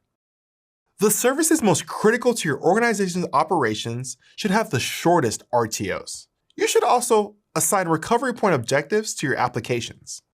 A recovery point objective, or RPO, is the maximum acceptable length of time during which data might be lost from an application due to a major incident. The longer an application is offline, the more data will be lost, so you should assign the shortest RPOs to the most critical data. The third step in developing a business continuity plan is to conduct a risk assessment to identify what risk can affect your resources. Next up, the fourth step is to document your disaster recovery plan. This plan should include solutions to recover your operations as soon as possible, including steps to restore backup data. It should clearly define each team member's roles in the event of a disruption. You should include contact information for your cloud service provider, backup providers, and key personnel who will be involved in restoring operations. After developing a BCP, the fifth step is to communicate the plan with others on the security team and throughout the organization, so everyone is familiar with how their role fits within the overall strategy. Finally, the sixth step is to regularly test and update both your BCP and your DRP. Testing should include simulation drills of different scenarios with the security team and throughout the organization. You'll want your plan to cover any type of event, from small malfunctions to complete shutdowns. Business continuity planning is an ongoing job. It's important to update business continuity plans regularly to make sure that they keep up with any changes to the business or its IT infrastructure. I hope you had fun learning to create an effective business continuity plan. You're ready to help your organization keep operations going no matter what. Imagine you're attempting to access your organization's cloud data storage. Suddenly, a message appears telling you that sensitive customer data has been encrypted and you need to pay a large sum of money to unlock it. You realize the data storage has been infected with ransomware. This ransomware attack could cause a major disruption for your organization if you don't handle it properly.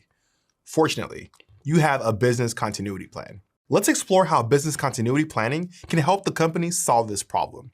After you alert colleagues to the ransomware attack, your team can begin carrying out the business continuity plan. Your plan identifies the most important data and services to your organization's operations. Your business plan also lists acceptable amounts of downtime for each of those resources.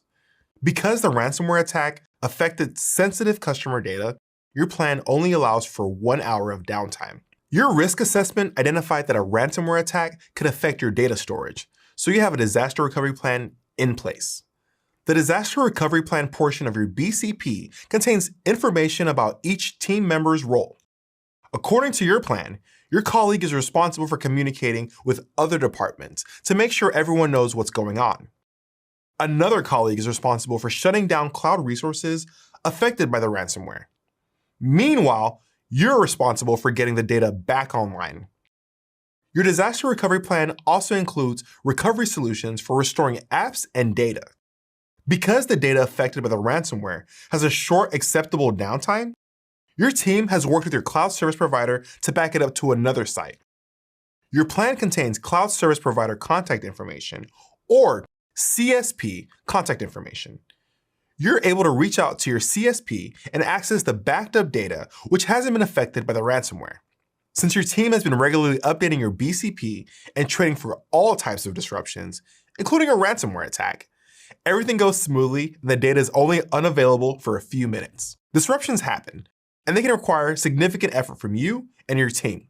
But with a proper business continuity plan in place, you and your team can minimize disruptions efficiently, effectively, and with confidence. Congratulations! You've completed your journey through data protection and privacy. Well done. You learned about encryption, data classification, and data governance. And you explored the steps to building a business continuity plan. You started with the basics of data protection and privacy. Then you learned about data encryption at rest, in transit, and in use. Next, you learned the importance of data classification and tagging to data security. You also explored data discovery and how it supports both data governance and data sovereignty. You learned how to keep data storage compliant and secure by creating a retention policy. Then, you learned about business continuity planning, including disaster recovery planning. And finally, you explored how using a business continuity plan can help your organization deal with an emergency. Congratulations on getting here. You're doing a phenomenal job. Keep going. You got this. Confidence is very important, and something that one of my first managers ever told me is it's not what you know, it's how you say it, and it's something that I continue to tell myself day after day. My name is Lauren, and I'm a cloud sourcing lead.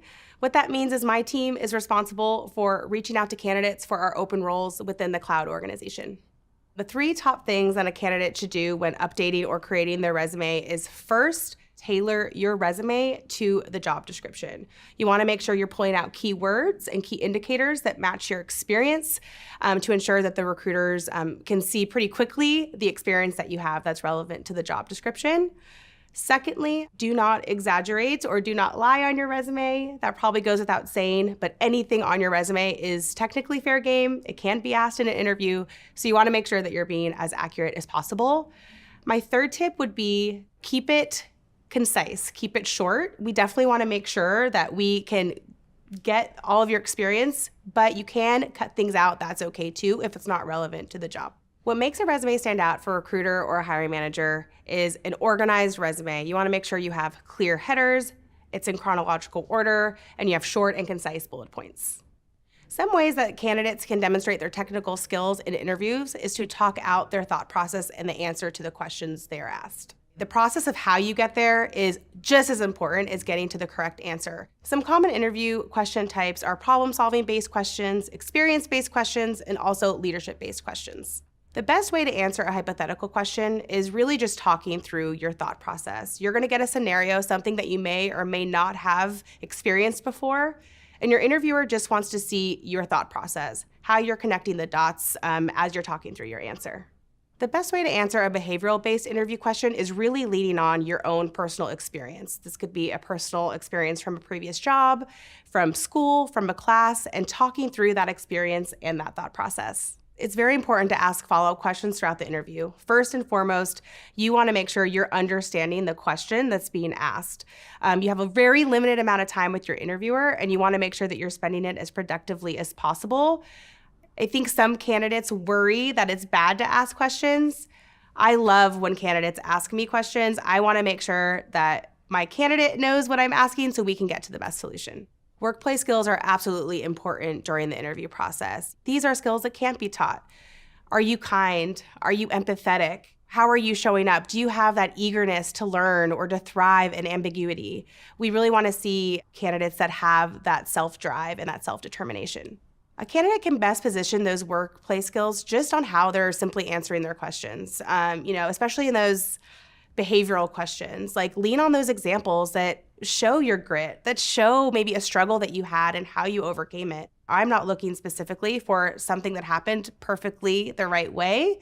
I'm looking for someone that maybe had to overcome some obstacles to get to the right solution. Candidates hold a lot of power in the interview process. We want you to be successful. We want reasons to say yes.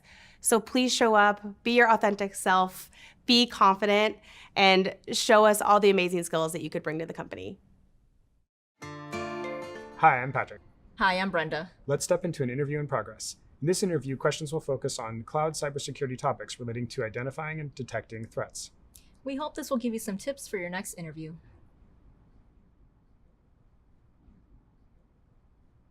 Hi, Brenda. What interests you about roles in cloud cybersecurity? I would say what interests me the most about jobs in cloud cybersecurity is the fact that you're continuously learning. As a whole with security and with cloud specifically, there's always new features, new services that you have to learn. And as security practitioners, you always want to essentially learn and know how to protect them. And so as a whole, I'm attracted to the fact that you're continuously learning. Let's say you're working on a project to help a new company implement access control processes. What are some cloud access control processes you might recommend?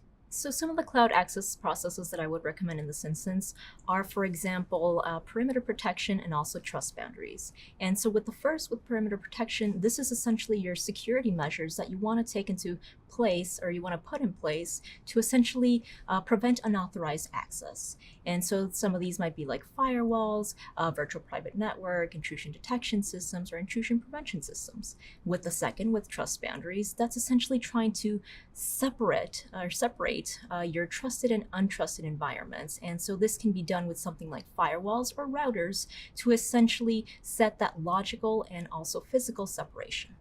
What are some examples of trust boundaries that you could delineate and kind of isolate based on? So essentially, a very simple example would be trying to separate the public internet from your corporate intranet. And that can be one instance where, again, you would have more of a physical and also logical separation. What impact did you have on the project, and what impact did that project have on the company? The impact that I had on the project was essentially to act as one of the security gates to make sure that there were proper security requirements put in place and practices before we actually went through with full migration. As far as impact for the overall organization and company, this was a big move for us, and the fact that we had to have so many teams coordinate together was essentially all for the goal of getting to a more modern kind of cloud architecture. Imagine you're asked to explain the key components of a threat and vulnerability management strategy to a business leader with not a lot of technical experience. What components would you choose, and what would you say about each one? So there are 4 components that I would highlight to explain a effective threat vulnerability management strategy. The first being prevention, the second being detection, the third being response, and the fourth being recovery. So with the first component, this is the part where you essentially want to prevent any kind of unauthorized access to begin with. You want to prevent that cyber attack.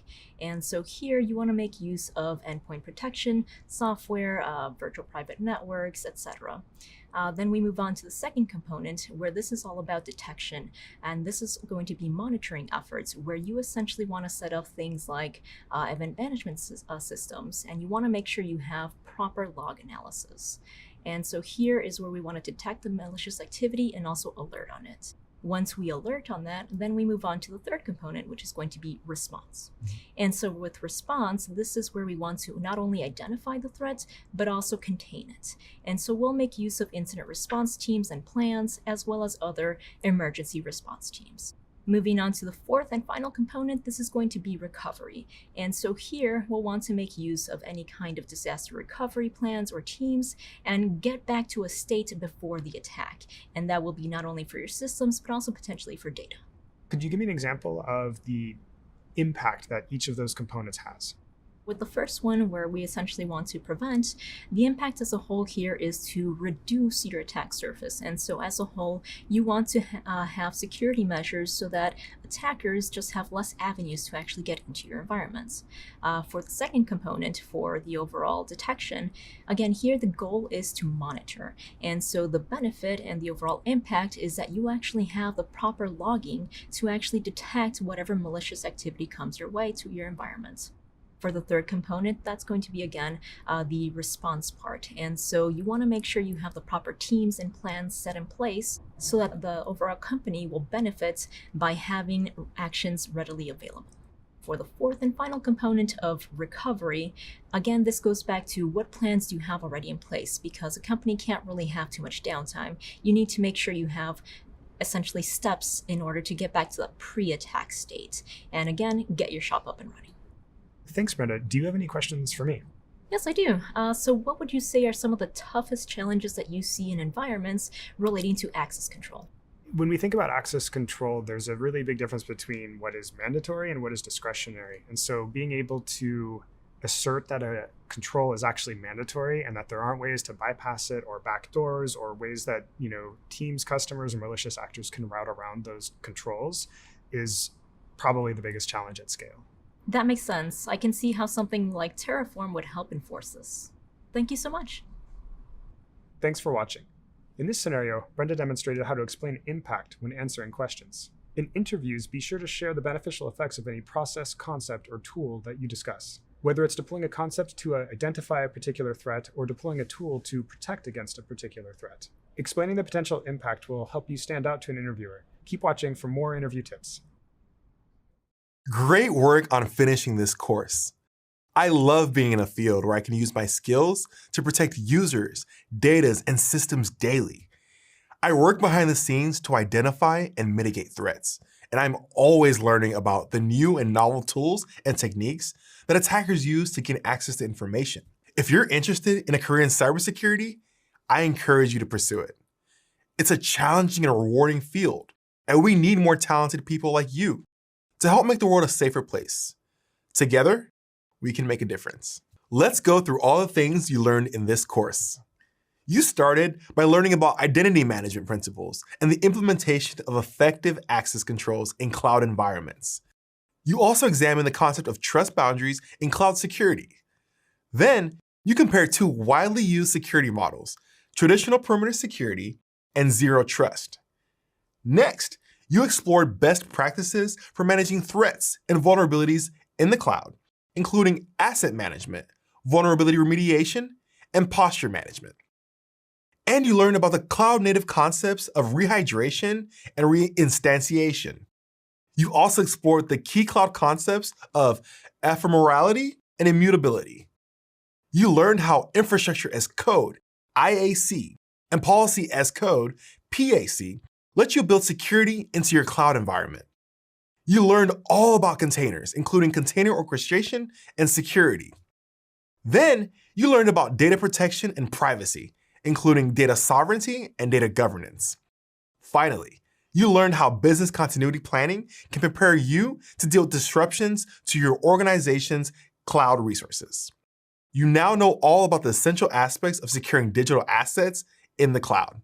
And you have a well-rounded understanding of the tools and techniques needed to protect your organization's data and infrastructure. Great work throughout this course. Congratulations on the milestone.